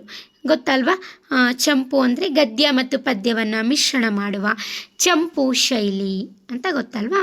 ಈ ಚಂಪು ಶೈಲಿಯ ಆರಂಭಿಕ ರೂಪವನ್ನು ಇದು ಹೊಂದಿತ್ತು. ಗದ್ಯ ಪದ್ಯ ಮಿಶ್ರಿತವಾದಂಥ ಶೈಲಿಯನ್ನು ಇವರು ತಮ್ಮ ಆಡಳಿತದ ಆದೇಶಗಳನ್ನು ನೀಡುವಾಗಲೂ ಕೂಡ ಕಾವ್ಯಾತ್ಮಕ ಛಂದಸ್ಸನ್ನು ಬಳಕೆ ಮಾಡ್ತಾಯಿದ್ರು ಅನ್ನೋದು ನಿಜವಾಗ್ಲೂ ಬಹಳ ಪ್ರಮುಖವಾದಂಥ ಒಂದು ಅಂಶ ಅಂತಲೇ ನಾವು ಇಲ್ಲಿ ಹೇಳ್ಬೋದು. ಹಾಗೆಯೇ ಅದೆಲ್ಲಕ್ಕಿಂತ ಹೆಚ್ಚಾಗಿ ಇವ್ರಿಗೆ ಸಾಹಿತ್ಯದ ಮೇಲೆ ಎಷ್ಟೊಂದು ಆಸಕ್ತಿ ಇತ್ತು, ಗೌರವ ಇತ್ತು, ಮತ್ತು ಇವರು ನೀಡಿದಂತಹ ಪ್ರೋತ್ಸಾಹ ಎಷ್ಟಿತ್ತು ಅನ್ನೋದು ನಮಗೆ ಇದರಿಂದನೇ ಗೊತ್ತಾಗುತ್ತೆ ನೋಡಿ. ರಾಜ್ಯಕ್ಕೆ ಸಂಬಂಧಿಸಿದ ಅಂದರೆ ಆಡಳಿತಕ್ಕೆ ಸಂಬಂಧಿಸಿದಂತಹ ಆದೇಶಗಳನ್ನು ಅವರು ನೀಡಬೇಕಾದ್ರೂ ಕೂಡ ಕಾವ್ಯಾತ್ಮಕ ಛಂದಸ್ಸನ್ನು ಬಳಸ್ತಾ ಇದ್ರಂತೆ ಅಲ್ವಾ. ನಿಜವಾಗ್ಲೂ ಎಷ್ಟು ಸೊಗಸಾಗಿದೆ ಕೇಳೋದಕ್ಕೆ. ಆ ಥರ ಇವರು ಸಾಹಿತ್ಯಿಕವಾಗಿ ಕೊಡುಗೆಯನ್ನು ಕೊಟ್ಟಿದ್ದರು. ಚಂಪು ಶೈಲಿಯ ಒಂದು ಆರಂಭಿಕ ರೂಪವನ್ನು ಇವರ ಒಂದು ಭಾಷೆ ಒಳಗೊಂಡಿತ್ತು ಅಂತ ನಾವು ಇಲ್ಲಿ ನೋಡ್ಬೋದು. ಇನ್ನು ಮತ್ತೊಂದು ಅಂಶವಾಗಿ ಅಲ್ಮಿಡಿ ಶಾಸನದ ಸಾಹಿತ್ಯಿಕ ವಿಶ್ಲೇಷಣೆ. ಇದಕ್ಕೆ ಸಂಬಂಧಿಸಿದಂತೆ ನಾನು ಹಳೆಯ ತರಗತಿಯಲ್ಲಿ ತುಂಬ ಸವಿಸ್ತಾರವಾಗಿ ಮಾಹಿತಿಯನ್ನು ಕೊಟ್ಟಿದ್ದೀನಿ, ನೋಡ್ಕೊಳ್ಳಿ. ಇಲ್ಲಿ ಇದನ್ನು ಸೇರಿಸಬೇಕಾದಂಥ ಒಂದು ಉದ್ದೇಶ ಇದೆ. ಅಂದರೆ ಇದು ಅವರ ಒಂದು ಕದಂಬ ವಂಶಕ್ಕೆ ಸೇರಿದ್ದು ಅಂತ, ಅದಕ್ಕೋಸ್ಕರ ನಾನು ಇಲ್ಲಿ ಇದನ್ನು ಉಲ್ಲೇಖ ಮಾಡಿ ಇಲ್ಲೂ ಸ್ವಲ್ಪ ಹೆಚ್ಚು ವಿವರಣೆಯನ್ನು ಸ್ವಲ್ಪ ಕೊಟ್ಟಿದ್ದೀನಿ, ನೋಡ್ಕೊಳ್ಳಿ. ಅಲ್ಮಿಡಿ ಶಾಸನದ ಸಾಹಿತ್ಯಿಕ ವಿಶ್ಲೇಷಣೆ. ಹಿನ್ನೆಲೆ: ಕ್ರಿಸ್ತಶಕ 450 ಅವಧಿಗೆ ಸೇರಿದ ಕದಂಬ ದೊರೆ ಕಾಕುಸ್ಥವರ್ಮನ ಕಾಲದ ಈ ಶಾಸನ ಹಾಸನ ಜಿಲ್ಲೆಯ ಅಲ್ಮಿಡಿಯಲ್ಲಿ ದೊರೆಯಿತು. ಇದು ಕೇವಲ ಒಂದು ಆಡಳಿತಾತ್ಮಕ ಆದೇಶವಲ್ಲ, ಬದಲಿಗೆ ಕಾವ್ಯ ಗುಣವುಳ್ಳ ಪ್ರಥಮ ದಾಖಲೆ. ಅಲ್ಮಿಡಿ ಶಾಸನದ ಸಾಹಿತ್ಯಿಕ ವಿಶ್ಲೇಷಣೆಯನ್ನು ನಾವು ಇಲ್ಲಿ ನೋಡ್ತಾ ಹೋದರೆ, ಕ್ರಿಸ್ತಶಕ 450 ಅವಧಿಗೆ ಸೇರಿದಂಥ ಒಂದು ಶಾಸನ ಯಾವುದು? ನಮ್ಮ ಹಾಸನ ಜಿಲ್ಲೆಯ ಅಲ್ಮಿಡಿ ಶಾಸನ. ಕದಂಬ ದೊರೆ ಕಾಕುಸ್ಥವರ್ಮನ ಕಾಲದ ಈ ಶಾಸನ ಯಾರ ಒಂದು ಕಾಲದಲ್ಲಿ ರಚನೆ ಆಯಿತು ಅಂತಂದರೆ, ಕದಂಬರ ಶ್ರೇಷ್ಠ ದೊರೆ ಕಾಕುಸ್ಥವರ್ಮನ ಕಾಲದ ಈ ಶಾಸನ ಹಾಸನ ಜಿಲ್ಲೆಯ ಅಲ್ಮಿಡಿಯಲ್ಲಿ ದೊರೆಯಿತು. ಇಲ್ಲಿ ಹಾಸನ ಜಿಲ್ಲೆಯ ಅಲ್ಮಿಡಿಯಲ್ಲಿ ದೊರೆಯಿತು. ಇದು ಕೇವಲ ಒಂದು ಆಡಳಿತಾತ್ಮಕ ಆದೇಶವಲ್ಲ. ಈ ಶಾಸನ ಅನ್ನೋದು ಕೇವಲ ಆಡಳಿತಾತ್ಮಕ ಆದೇಶವಲ್ಲ, ಬದಲಿಗೆ ಕಾವ್ಯ ಗುಣವುಳ್ಳ ಪ್ರಥಮ ದಾಖಲೆ. ಕಾವ್ಯದ ಗುಣವನ್ನು ಹೊಂದಿರುವಂತಹ ಪ್ರಥಮ ದಾಖಲೆ ಯಾವುದು? ನಮ್ಮ ಅಲ್ಮಿಡಿ ಶಾಸನ ಅಂತ ನಾವು ಇಲ್ಲಿ ನೋಡ್ಬೋದು. ಇನ್ನು ಈ ಶಾಸನದ ಸಾಹಿತ್ಯಿಕ ಮೌಲ್ಯವನ್ನು ನೋಡೋದಾದರೆ, ಶಾಸನವು ಅಚ್ಯುತನ ಅಂದರೆ ವಿಷ್ಣು ಅಚ್ಯುತನ ಸ್ಥಿತಿಯೊಂದಿಗೆ ಆರಂಭವಾಗುತ್ತದೆ. ಈಗ ಜೂನ್ 2026ರಲ್ಲಿ ಬರೆದ್ವಿ ನೋಡಿ ಪರೀಕ್ಷೆ, ಅದರಲ್ಲಿ ಅಲ್ಮಿಡಿ ಶಾಸನಕ್ಕೆ ಸಂಬಂಧಿಸಿದಂತಹ ಸಾಲನ್ನು ಕೇಳಿದರು. ಅದರಿಂದ ಬಹಳ ಮುಖ್ಯವಾಗಿರುವಂಥ ಅಂಶ ಅಂತ ಹೇಳ್ಬೋದು. ಇದು ಮತ್ತೊಮ್ಮೆ ಯಾವಾಗಲಾದರೂ ಕೇಳ್ಬೋದು ಪರೀಕ್ಷೆಯಲ್ಲಿ, ನೋಡ್ಕೊಳ್ಳಿ. ಈ ಶಾಸನದ ಸಾಹಿತ್ಯಿಕ ಮೌಲ್ಯ ಅಂದರೆ, ಈ ಶಾಸನವು ಅಚ್ಯುತನ ವಿಷ್ಣುವಿನ ಸ್ತುತಿಯೊಂದಿಗೆ ಆರಂಭವಾಗುತ್ತದೆ. ಯಾವುದು? ಅಲ್ಮಿಡಿ ಶಾಸನ. ಇದರ ಸಾಲನ್ನು ನೋಡೋಣ. ಜಯತಿ ಶ್ರೀ ಪಾರಿಶ್ವಾಂಗ ಜಯತಿ ಶ್ರೀ ಪಾರಿಶ್ವಂಗ ಶಾಂಗ ಮುದ್ಗಲ ಗದಾಧರ. ಇದು ಶಾಸನ ಬರೆದ ಕವಿಗೆ ಸಂಸ್ಕೃತ ಛಂದಸ್ಸು ಮತ್ತು ಕನ್ನಡ ವ್ಯಾಕರಣದ ಮೇಲಿದ್ದ ಪ್ರಭುತ್ವವನ್ನು ತೋರಿಸುತ್ತದೆ. ಈಗ ಹೇಳಿದಂತಹ ಜಯತಿ ಶ್ರೀ ಪಾರಿಶ್ವಂಗ ಶಾಕ್ನ ಮುದ್ಗಲ ಗದಾಧರ ಎನ್ನುವಂತಹ ಈ ಶಾಸನ ಇದು ಶಾಸನ ಬರೆದಂತಹ ಕವಿಗೆ ಸಂಸ್ಕೃತ ಛಂದಸ್ಸು ಮತ್ತು ಕನ್ನಡ ವ್ಯಾಕರಣದ ಮೇಲೆ ಇದ್ದಂಥ ಪ್ರಭುತ್ವವನ್ನು ತೋರಿಸುತ್ತದೆ ಅಂತ ನಾವು ನೋಡ್ಬೋದು. ಇದರಲ್ಲಿ ಬರುವ ಬಟರಿಗೇಂದ್ರ, ಮೃಗೇಶ, ನಾಗೇಂದ್ರ ಮುಂತಾದ ಪದ ಬಳಕೆಗಳು ಕಾವ್ಯಮಯವಾಗಿವೆ. ಇದರಲ್ಲಿ ವೀರ, ಮೃಗೇಶ ಮತ್ತು ವಿಜಯರಸರ ಯುದ್ಧದ ವರ್ಣನೆ ಸಾಹಿತ್ಯಿಕ ಓಜಸ್ಸು ಹೊಂದಿದೆ. ನಾವು ಈ ಸಾಲನ್ನು ನೋಡಿದ್ವಿ ಅಲ್ವಾ. ಈ ಸಾಲು ಏನು ಅಂತಂದರೆ, ಈ ಸಾಲನ್ನು ಬರೆದಂತಹ ಕವಿಗೆ ಸಂಸ್ಕೃತ ಛಂದಸ್ಸು ಮತ್ತು ಕನ್ನಡದ ವ್ಯಾಕರಣದ ಮೇಲಿದ್ದಂತಹ ಪ್ರಭುತ್ವವನ್ನು ನಮಗೆ ಈ ಸಾಲು ಸಾಕ್ಷಿಯಾಗಿ ತೋರಿಸುತ್ತದೆ ಅಂತ ನಾವು ಹೇಳ್ಬೋದು. ಹಾಗೆಯೇ ಇದರಲ್ಲಿ ಬರುವಂತಹ ಈ ಸಾಲು ಮುಂದುವರೆದ ಭಾಗದಲ್ಲಿ ಅಥವಾ ಈ ಶಾಸನದಲ್ಲಿ ಬರುವಂತಹ ಬಟ್ಟರಿಗೇಂದ್ರ, ಮೃಗೇಶ, ನಾಗೇಂದ್ರ ಮುಂತಾದ ಪದ ಬಳಕೆಗಳು ಕಾವ್ಯಮಯವಾಗಿದೆ. ಹಾಗೆಯೇ ಇದರಲ್ಲಿ ವೀರ, ಮೃಗೇಶ ಮತ್ತು ವಿಜಯರಸರ ಯುದ್ಧದ ವರ್ಣನೆ ಸಾಹಿತ್ಯಿಕ ಓಜಸ್ಸನ್ನು ಹೊಂದಿದೆ ಅಂತ ನಾವು ಇಲ್ಲಿ ಹೇಳ್ಬೋದು. ಯುದ್ಧದ ವರ್ಣನೆ ಬಹಳ ಸೊಗಸಾಗಿ ವರ್ಣಿಸಿದ್ದಾರೆ. ಇದು ಸಾಹಿತಿಗೆ ಓಜಸ್ಸಿನ ಒಂದು ಕೈಗನ್ನಡಿ ಅಂತ ನಾವು ಹೇಳ್ಬೋದಾಗಿದೆ. ಇನ್ನು ನಂತರ ಕದಂಬ ಅರಸರು ಆಸ್ಥಾನ ಕವಿಗಳು ಮತ್ತು ಕಾವ್ಯಗಳನ್ನು ನಾವು ನೋಡೋಣ. ಪ್ರಾಚೀನ ಕನ್ನಡ ಸಾಹಿತ್ಯ ಈ ಆರಂಭಿಕ ಘಟ್ಟದಲ್ಲಿ ಸಾಹಿತ್ಯವು ಹೆಚ್ಚಾಗಿ ಶಾಸನ ಕಾವ್ಯ ರೂಪದಲ್ಲಿದೆ. ಅರಸರು ಮತ್ತು ಅವರ ಆಸ್ಥಾನ ಕವಿಗಳು ಇವರ ವಿವರ ಇಲ್ಲಿದೆ. ನಾನು ಆಗಲೇ ಹೇಳಿದೆ, ಕದಂಬ ಒಂದು ರಾಜವಂಶದಲ್ಲಿ ಸಾಹಿತ್ಯ ರಚನೆ ಆಗಿದೆ. ಅದಕ್ಕಿಂತಲೂ ಹೆಚ್ಚಾಗಿ ಶಾಸನಗಳು ಇಲ್ಲಿ ಹೆಚ್ಚಿನ ಒಂದು ಪ್ರಾಮುಖ್ಯತೆಯನ್ನು ವಹಿಸ್ತವೆ ಅಂತ ಹೇಳ್ಬೋದು. ಪ್ರಾಚೀನ ಕನ್ನಡ ಸಾಹಿತ್ಯದ ಈ ಆರಂಭಿಕ ಘಟ್ಟದಲ್ಲಿ ಸಾಹಿತ್ಯವು ಹೆಚ್ಚಾಗಿ ಶಾಸನ ಕಾವ್ಯ ರೂಪದಲ್ಲೇ ರಚನೆಯಾಗಿದೆ. ಅರಸರು ಮತ್ತು ಅವರ ಆಸ್ಥಾನ ಕವಿಗಳ ವಿವರವನ್ನು ನಾವು ಪ್ರಸ್ತುತ ಈ ಮುಂದುವರೆದ ಭಾಗದಲ್ಲಿ ನೋಡೋಣ. ಕಾಕಸ್ತವರ್ಮ ಅನಾಮಧೇಯ ಕವಿ. ಕಾಕಸ್ತವರ್ಮನ ಒಂದು ಆಸ್ಥಾನದಲ್ಲಿದ್ದಂತಹ ಕವಿ ಇದ್ದರು. ಅವರ ಹೆಸರು ಎಲ್ಲೂ ಉಲ್ಲೇಖ ಆಗಿಲ್ಲ, ಆದರೆ ಅವರ ಆಸ್ಥಾನದಲ್ಲೂ ಕೂಡ ಕವಿ ಇದ್ದರು. ಆಯಿತಾ, ಯಾರು ಅನ್ನೋದು ನಮಗಿನ್ನೂ ಕೂಡ ಸರಿಯಾಗಿ ಗೊತ್ತಿಲ್ಲ. ಕಾಕಸ್ತವರ್ಮನ ಆಜ್ಞೆಯ ಮೇರೆಗೆ ವಿಜಯರಸನೆಂಬ ವೀರನ ಪರಾಕ್ರಮವನ್ನು ಕೊಂಡಾಡುವ ಕಾವ್ಯ ಶೈಲಿಯ ಗದ್ಯ ಪದ್ಯ ಮಿಶ್ರಿತ ಸಾಹಿತ್ಯವನ್ನು ಅಲ್ಮಿಡಿ ಶಾಸನದಲ್ಲಿ ರಚಿಸಲಾಯಿತು. ಆಯಿತಾ, ಕಾಕಸ್ತವರ್ಮನ ಕಾಲದಲ್ಲೂ ಕೂಡ ಹಲವಾರು ಕವಿಗಳಿದ್ದರು, ಆದರೆ ಆ ಕವಿಗಳ ಒಂದು ಹೆಸರು ನಮಗೆ ಸಿಕ್ಕಿಲ್ಲ. ಅದರಿಂದ ಅನಾಮಧೇಯ ಕವಿ ಅಂತ ನಾವು ಹೆಸರು ಕೊಡ್ಬೋದು. ಆಯಿತಾ, ಇನ್ನು ಕಾಕಸ್ತವರ್ಮನ ಆಜ್ಞೆಯ ಮೇರೆಗೆ ಕಾಕಸ್ತವರ್ಮನ ಒಂದು ಆಜ್ಞೆಯ ಮೇರೆಗೆ ವಿಜಯರಸನೆಂಬ ವೀರನ ಪರಾಕ್ರಮವನ್ನು ಕೊಂಡಾಡುವಂತಹ ಕಾವ್ಯ ಶೈಲಿಯ ಗದ್ಯ ಪದ್ಯ ಮಿಶ್ರಿತ ಸಾಹಿತ್ಯವನ್ನು ಅಲ್ಮಿಡಿ ಶಾಸನದಲ್ಲಿ ರಚಿಸಲಾಯಿತು. ಇದಕ್ಕೆ ಸಂಬಂಧಿಸಿದಂತೆ ಹೆಚ್ಚಿನ ಮಾಹಿತಿಯನ್ನು ನಾನು ಅಲ್ಮಿಡಿ ಶಾಸನದಲ್ಲಿ ಸಂಕ್ಷಿಪ್ತವಾಗಿ ಅದರ ಬಗ್ಗೆ ಮಾಹಿತಿಯನ್ನು ಕೊಟ್ಟಿದ್ದೀನಿ. ಮತ್ತು ಅಲ್ಮಿಡಿ ಶಾಸನದ 16 ಸಾಲುಗಳನ್ನು ಕೂಡ ನಾನು ಉಲ್ಲೇಖ ಮಾಡಿದ್ದೀನಿ. 16 ಸಾಲುಗಳಲ್ಲಿ ಪರೀಕ್ಷಾ ದೃಷ್ಟಿಯಿಂದ ಮುಖ್ಯವಾಗಿರುವಂಥ ಸಾಲುಗಳನ್ನು ಕೂಡ ನಾನು ಅಲ್ಲಿ ಕೊಟ್ಟಿದ್ದೀನಿ. ಇದಕ್ಕೆ ಹೆಚ್ಚಿನ ಮಾಹಿತಿಯನ್ನು ನೀವು ಅಲ್ಲಿ ನೋಡ್ಕೊಳ್ಳಿ. ಇನ್ನು ಮತ್ತೊಬ್ಬ ಕವಿ ಶಾಂತಿವರ್ಮನ ಒಂದು ಆಸ್ಥಾನದಲ್ಲಿದ್ದಂತಹ ಕವಿ ಕುಬ್ಜ. ಕವಿ ಕುಬ್ಜನು ಶಾಂತಿವರ್ಮನ ಆಸ್ಥಾನ ಕವಿಯಾಗಿದ್ದನು. ಇವನು ಕದಂಬ ವಂಶದ ಉಗಮ ಮತ್ತು ಮಯೂರವರ್ಮನ ಸಾಧನೆಗಳನ್ನು ಅತ್ಯಂತ ಸುಂದರವಾದ ಉನ್ನತ ಮಟ್ಟದ ಕಾವ್ಯದ ಶೈಲಿಯಲ್ಲಿ ತಾಳಗೊಂದ ಶಾಸನದಲ್ಲಿ ಕೆತ್ತಿದ್ದಾನೆ. ಇವನೇ ಕದಂಬರ ಕಾಲದ ಮೊದಲ ಉಲ್ಲೇಖಿತ ಆಸ್ಥಾನ ಕವಿ. ನೋಡಿ, ನಾವಿಲ್ಲಿ ಕಾಕಸ್ತವರ್ಮನ ಕಾಲದಲ್ಲೂ ಕವಿಗಳಿದ್ರು ಅಂತ ಹೇಳಿದೆ, ಆದರೆ ಅವನ ಬಗ್ಗೆ ಯಾವುದೇ ರೀತಿಯಾದಂಥ ಉಲ್ಲೇಖಗಳು ನಮಗೆ ಸಿಕ್ಕಿಲ್ಲ. ನಮಗೆ ಉಲ್ಲೇಖ ಸಿಗೋದು ಯಾರ ಒಂದು ಕಾಲದಲ್ಲಿ ಅಂತಂದರೆ ಕದಂಬ ರಾಜವಂಶಕ್ಕೆ ಸೇರಿದಂಥ ಶಾಂತಿವರ್ಮನ ಕಾಲದಲ್ಲಿ ಸರಿನಾ. ಇವನು ಕೂಡ ಕದಂಬರ ಒಬ್ಬ ಪ್ರಸಿದ್ಧ ರಾಜ ಅಥವಾ ಅರಸ ದೊರೆ ಆಗಿದ್ದ. ಇವನ ಕಾಲದಲ್ಲಿ ಇದ್ದಂಥ ಕವಿ ಯಾರು ಅಂತಂದರೆ ಕವಿಕುಬ್ಜ.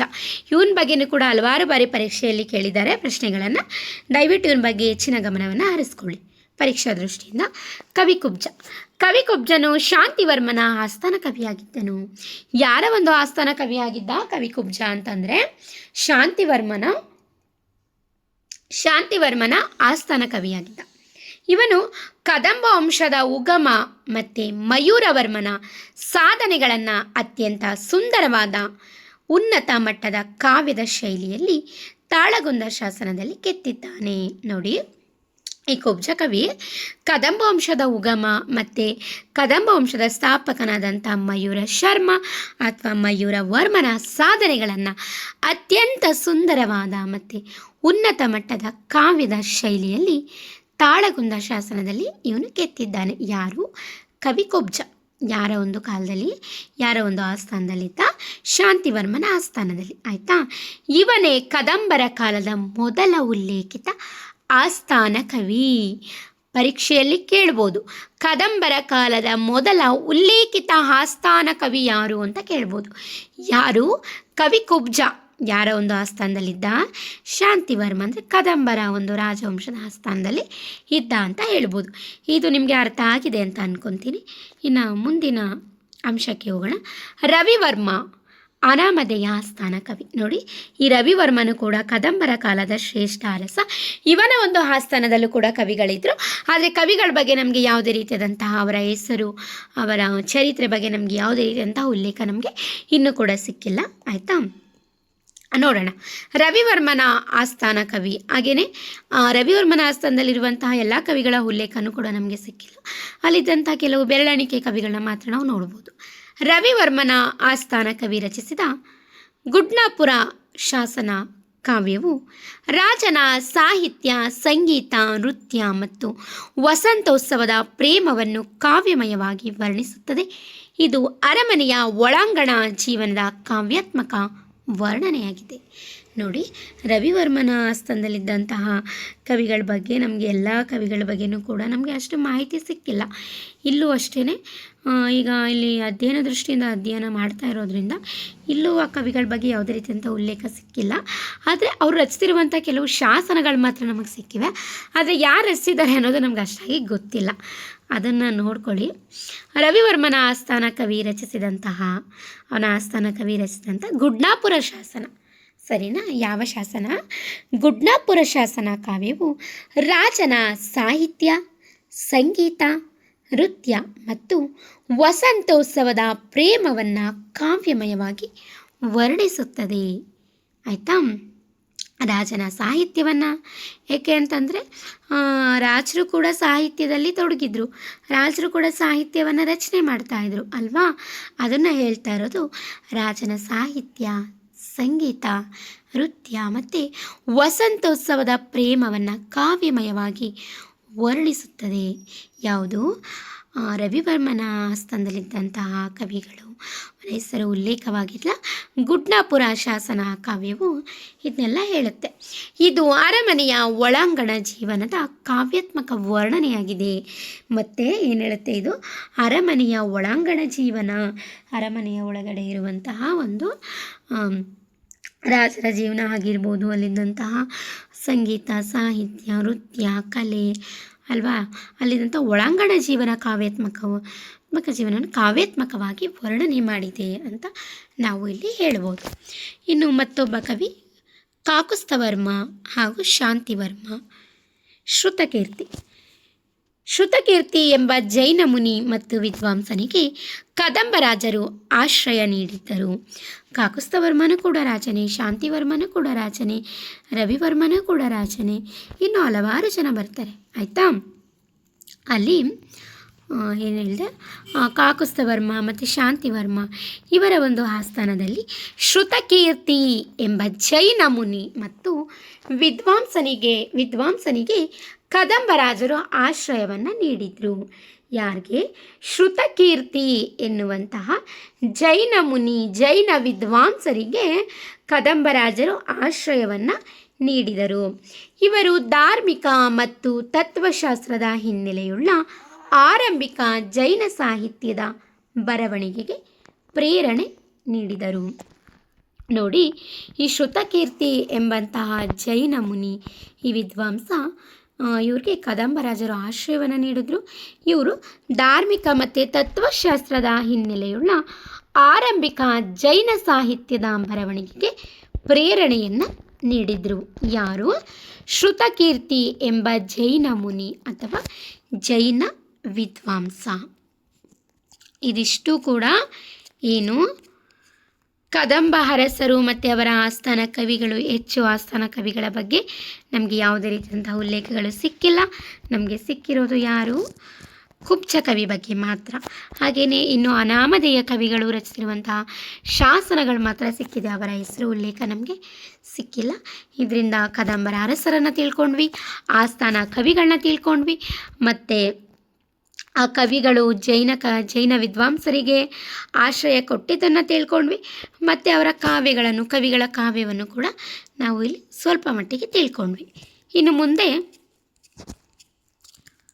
ಕವಿರಾಜ ಮಾರ್ಗ ಮತ್ತು ಪಂಪನ ಕಾವ್ಯದಲ್ಲಿ ಬನವಾಸಿಯ ಪ್ರಭಾವ. ಬನವಾಸಿ ಕದಂಬರ ರಾಜಧಾನಿ ಅಂತ ಹೇಳಿದೆ, ವೈಜಯಂತಿ. ಹಾಗೆ ಕವಿರಾಜ ಮಾರ್ಗ ಮತ್ತು ಪಂಪನ ಕಾವ್ಯದಲ್ಲಿ ಬನವಾಸಿ ಅವರ ರಾಜಧಾನಿಯಾಗಿರುವಂತಹ ಬನವಾಸಿಯ ಪ್ರಭಾವ ಯಾವ ಥರ ಇದೆ ಪಂಪನ ಕಾವ್ಯದಲ್ಲಿ ಮತ್ತು ಕವಿರಾಜ ಮಾರ್ಗದಲ್ಲಿ ಅಂತ ನೋಡೋಣ. ಕವಿರಾಜ ಮಾರ್ಗದಲ್ಲಿ ಬನವಾಸಿ ದೇಶದ ವರ್ಣನೆ. ಕವಿರಾಜ ಮಾರ್ಗ ಕೃತಿಯಲ್ಲಿ ಬನವಾಸಿ ದೇಶವನ್ನು, ಬನವಾಸಿ ನಾಡನ್ನು ಯಾವ ರೀತಿಯಲ್ಲಿ ವರ್ಣನೆ ಮಾಡಿದ್ದಾರೆ ಅಂತ ನೋಡೋಣ. ಕನ್ನಡದ ಪ್ರಥಮ ಲಕ್ಷಣ ಗ್ರಂಥವಾದ ಕವಿರಾಜ ಮಾರ್ಗದಲ್ಲಿ ಕದಂಬರ ರಾಜಧಾನಿಯಾಗಿದ್ದ ಬನವಾಸಿಯನ್ನು ಕನ್ನಡ ನಾಡಿನ ಕೇಂದ್ರ ಭಾಗಗಳಲ್ಲಿ ಒಂದು ಎಂದು ಗುರುತಿಸಲಾಗಿದೆ. ಶ್ರೀ ವಿಜಯನು ಬನವಾಸಿಯ ಜನರನ್ನು ಕುರಿತು ಹೇಳುವ ಅತ್ಯಂತ ಪ್ರಸಿದ್ಧ ಸಾಲು ಹೀಗಿದೆ. ನೋಡಿ, ಕವಿರಾಜ ಮಾರ್ಗ ಈ ಒಂದು ಕಾವ್ಯದಲ್ಲಿ ಬನವಾಸಿ ದೇಶದ ವರ್ಣನೆ ಯಾವ ರೀತಿ ಇದೆ, ಶ್ರೀ ವಿಜಯ ಬನವಾಸಿ ದೇಶದ ವರ್ಣನೆಯನ್ನು ಯಾವ ರೀತಿ ಮಾಡಿದ್ದಾನೆ ಅನ್ನೋದನ್ನು ನಾವಿಲ್ಲಿ ನೋಡೋಣ. ಕನ್ನಡ ಪ್ರಥಮ ಲಕ್ಷಣ ಗ್ರಂಥವಾಗಿರುವಂತಹ ಕವಿರಾಜ ಮಾರ್ಗದಲ್ಲಿ ಕದಂಬರ ರಾಜಧಾನಿಯಾಗಿದ್ದಂತಹ ಬನವಾಸಿಯನ್ನು ಕನ್ನಡ ನಾಡಿನ ಕೇಂದ್ರ ಭಾಗಗಳಲ್ಲಿ ಈ ಬನವಾಸಿನೂ ಕೂಡ ಒಂದು ಅಂತ ಗುರುತಿಸಲಾಗಿದೆ. ಶ್ರೀ ವಿಜಯನು ಬನವಾಸಿಯ ಜನರನ್ನು ಕುರಿತು ಹೇಳುವಂತಹ ಅತ್ಯಂತ ಪ್ರಸಿದ್ಧ ಸಾಲು ಹೀಗಿದೆ, ನೋಡೋಣ. ಕುರಿತೋದದೆಯುಂ ಕಾವ್ಯಪ್ರಯೋಗ ಪರಿಣತ ಮತಿಗಳ್. ಏನು? ಕುರಿತೋದದೆಯುಂ ಕಾವ್ಯಪ್ರಯೋಗ ಪರಿಣತ ಮತಿಗಳ್. ಇದರ ಅರ್ಥವನ್ನು ನೋಡೋಣ. ಬನವಾಸಿ ಪ್ರಾಂತ್ಯದ ಜನರು ಶಾಸ್ತ್ರಗಳನ್ನು ಅಥವಾ ಕಾವ್ಯಗಳನ್ನು ಪ್ರತ್ಯೇಕವಾಗಿ ಓದದಿದ್ದರು, ಹುಟ್ಟಿನಿಂದಲೇ ಕಾವ್ಯವನ್ನು ಅರ್ಥ ಮಾಡಿಕೊಳ್ಳುವ ಮತ್ತು ಬಳಸುವ ಬುದ್ಧಿವಂತಿಕೆಯನ್ನು ಹೊಂದಿದ್ದರು. ಕದಂಬರು ಅಗ್ರಹಾರಗಳ ಮೂಲಕ ನಿರ್ಮಿಸಿದ ಸಾಂಸ್ಕೃತಿಕ ವಾತಾವರಣವೇ ಇದಕ್ಕೆ ಕಾರಣ. ನೋಡಿ, ಶ್ರೀ ವಿಜಯ ಕವಿರಾಜ ಮಾರ್ಗದಲ್ಲಿ ಬನವಾಸಿ ದೇಶದ ಜನತೆಯನ್ನು ಈ ಥರ ಹೊಗಳ್ತಾನೆ. ಕುರಿತೋದದೆಯುಂ ಕಾವ್ಯಪ್ರಯೋಗ ಪರಿಣತ ಮತಿಗಳ್. ಅಂದರೆ ಬನವಾಸಿ ಪ್ರಾಂತ್ಯದ ಜನರು ಶಾಸ್ತ್ರಗಳನ್ನ ಅಥವಾ ಕಾವ್ಯಗಳನ್ನು ಪ್ರತ್ಯೇಕವಾಗಿ ಅವರು ಓದಿಲ್ಲ. ಅವರೇನು, ಬನವಾಸಿ ಜನರು ಶಾಸ್ತ್ರಗಳನ್ನ ಓದಿಲ್ಲ, ಕಾವ್ಯಗಳನ್ನ ಓದಿಲ್ಲ. ಹುಟ್ಟಿನಿಂದಲೇ ಕಾವ್ಯವನ್ನು ಅರ್ಥ ಮಾಡಿಕೊಳ್ಳುವ ಮತ್ತು ಬಳಸುವ ಬುದ್ಧಿವಂತಿಕೆಯನ್ನು ಹೊಂದಿದ್ದಾರೆ. ಏನು? ಹುಟ್ಟಿನಿಂದಲೇ ಅವರು ಕಾವ್ಯವನ್ನು ಅರ್ಥ ಮಾಡಿಕೊಳ್ಳುವಂತಹ ಒಂದು ಬುದ್ಧಿವಂತಿಕೆಯನ್ನು ಅವರು ಹುಟ್ಟುತ್ತಾನೆ ಅವರು ಹೊಂದಿದ್ದಾರೆ, ಈ ಒಂದು ಕೌಶಲ್ಯವನ್ನು ಅಂತ ಶ್ರೀ ವಿಜಯ ಹೊಗಳ್ತಾ ಇದ್ದಾನೆ. ಕದಂಬರು ಅಗ್ರಹಾರಗಳ ಮೂಲಕ ನಿರ್ಮಿಸಿದ ಸಾಂಸ್ಕೃತಿಕ ವಾತಾವರಣವೇ ಇದಕ್ಕೆ ಕಾರಣ. ಅವರು ಹುಟ್ಟಿನಿಂದಲೇ ಕಾವ್ಯವನ್ನು ಅರ್ಥ ಮಾಡ್ಕೊಳ್ಳೋದಕ್ಕೆ, ಕಾವ್ಯವನ್ನು ಅರ್ಥ ಮಾಡಿಕೊಳ್ಳುವಂಥ ಒಂದು ಬುದ್ಧಿವಂತಿಕೆಯನ್ನು ಹೊಂದಿರೋದಕ್ಕೆ ಪ್ರಮುಖ ಕಾರಣ ಏನು ಅಂತಂದರೆ, ಕದಂಬರು ಅಗ್ರಹಾರಗಳ ಮೂಲಕ ನಿರ್ಮಿಸಿದಂತಹ ಸಾಂಸ್ಕೃತಿಕ ವಾತಾವರಣವೇ ಇದಕ್ಕೆ ಪ್ರಮುಖ ಕಾರಣ ಅಂತ ಇಲ್ಲಿ ಶ್ರೀ ವಿಜಯ ಉಲ್ಲೇಖಿಸಿದ್ದಾನೆ. ಆಯಿತಾ? ಅಂದರೆ ಆಗಲೇ ನಾವು ನೋಡಿದ್ವಿ, ಕದಂಬರಾಜರು ಏನು ಮಾಡಿದ್ರು, ಕವಿಗಳಿಗೆ, ಪಂಡಿತರಿಗೆ, ಜೈನ ಮುನಿಗಳಿಗೆ, ವಿದ್ವಾಂಸರಿಗೆ ಅಗ್ರಹಾರಗಳನ್ನು ಒಂದು ಸ್ಥಾಪನೆ ಕೇಂದ್ರಗಳನ್ನ ಸ್ಥಾಪನೆ ಮಾಡಿದರು ಅಂತ ಹೇಳಿದ್ವಿ ಅಲ್ವಾ.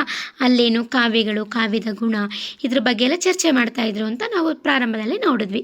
ಅದನ್ನು ಹೇಳ್ತಾ ಇರೋದು, ಅವರು ಬನವಾಸಿಯ ಜನರು ಕಾವ್ಯವನ್ನು ಅರ್ಥ ಮಾಡ್ಕೊಳ್ಳೋಕ್ಕೆ ಅವ್ರು ಓದಲೇಬೇಕು ಅಂತೇನಿಲ್ಲ. ಅವರು ಹುಡ್ತಾನೆ ಇದನ್ನು ಪಡ್ಕೊಂಡ್ಬಂದಿರುವಂಥ ಒಂದು ಚಾತುರ್ಯ, ಅದೊಂದು ಶೈಲಿ, ಅವರು ಪಡ್ಕೊಂಡಿರುವಂಥ ಒಂದು ಕೌಶಲ್ಯ, ಅದು ಹೇಗೆ ಪಡ್ಕೊಂಡ್ರು, ಅದಕ್ಕೆ ಮೂಲ ಕಾರಣ ಏನು ಅಂತಂದರೆ ಕದಂಬರು ಅಗ್ರಹಾರಗಳ ಮೂಲಕ ನಿರ್ಮಿಸಿದಂತಹ ಒಂದು ಸಾಂಸ್ಕೃತಿಕ ವಾತಾವರಣವೇ ಇದಕ್ಕೆ ಪ್ರಮುಖವಾದಂತಹ ಕಾರಣ ಅಂತ ಶ್ರೀ ವಿಜಯ ತನ್ನ ಕವಿರಾಜ ಮಾರ್ಗದಲ್ಲಿ ಈ ರೀತಿ ಉಲ್ಲೇಖ ಮಾಡಿದ್ದಾನೆ ಅಂತ ನೋಡ್ಬೋದು. ನಂತರ ಆದಿಕವಿ ಪಂಪನ ಕಾವ್ಯದಲ್ಲಿ ಕದಂಬನಾಡಿನ ಪ್ರಭಾವ. ಈಗ ಶ್ರೀ ವಿಜಯನ ಒಂದು ಕವಿರಾಜ ಮಾರ್ಗದಲ್ಲಿ ನಾವು ನೋಡಿದ್ವಿ. ಹಾಗೆಯೇ ಇನ್ನು ಆದಿಕವಿ ಪಂಪನ ಕಾವ್ಯದಲ್ಲಿ ಕದಂಬನಾಡಿನ ಪ್ರಭಾವ ಯಾವ ರೀತಿ ಬಂದಿದೆ, ಅವನ ಕಾವ್ಯದಲ್ಲಿ ಎಷ್ಟು ಸೊಗಸಾಗಿ ಬರೆದಿದ್ದಾನೆ ಅಲ್ವಾ. ನಾವೆಷ್ಟು ಕೇಳಿದ್ದೀವಿ ಪಂಪ ಬರೆದಿರುವಂತಹ ಕಾವ್ಯದಲ್ಲಿ. ಬನವಾಸಿ ಬಗ್ಗೆ ನಿಜವಾಗ್ಲೂ ತುಂಬ ಅತ್ಯದ್ಭುತವಾಗಿ ಬರೆದಿದ್ದಾರೆ.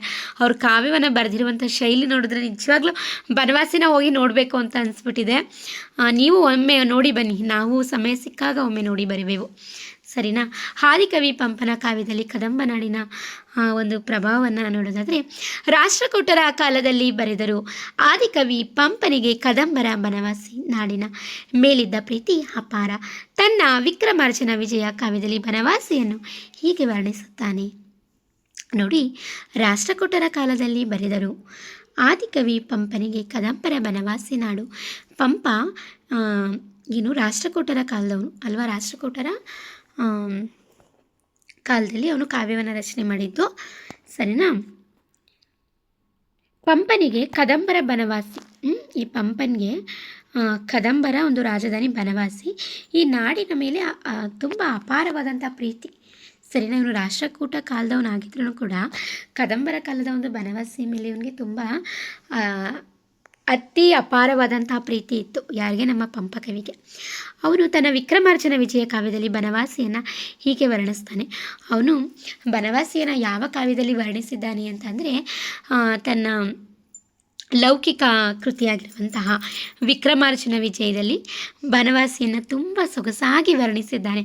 ಅದೇನು ಅಂತ ನೋಡೋಣ. ಚಾಗದ ಭೋಗದ ಕರದ ಗೇಯದ ಗೊಟ್ಟಿಯ ಲಂಪಿ ನಿಂಪುಗಳ್ ಗಾಢದ ನರಲೋಕದೊಳ್ ಮನುಷ್ಯರಾಗಿ ಪುಟ್ಟುವುದು ತರಂ ರಘು ಪ್ರವಿಮಳ ಕದಂಬ ವನವಾಸ ದೇಶದೊಳ್. ನೋಡಿ, ಚಾಗದ ಭೋಗದ ಕರದ ಗೇಯದ ಗೊಟ್ಟಿಯ ಲೆಂಪಿ ನಿಂಪುಗಳ್ ಗಾಢದ ನರಲೋಕದೊಳ್ ಮನುಷ್ಯರಾಗಿ ಪುಟ್ಟುವುದು ತರಂ ರಘು ಪ್ರವಿಮಳ ಕದಂಬ ವನವಾಸ ದೇಶದೊಳ್. ಇದರ ಅರ್ಥವನ್ನು ನೋಡೋಣ.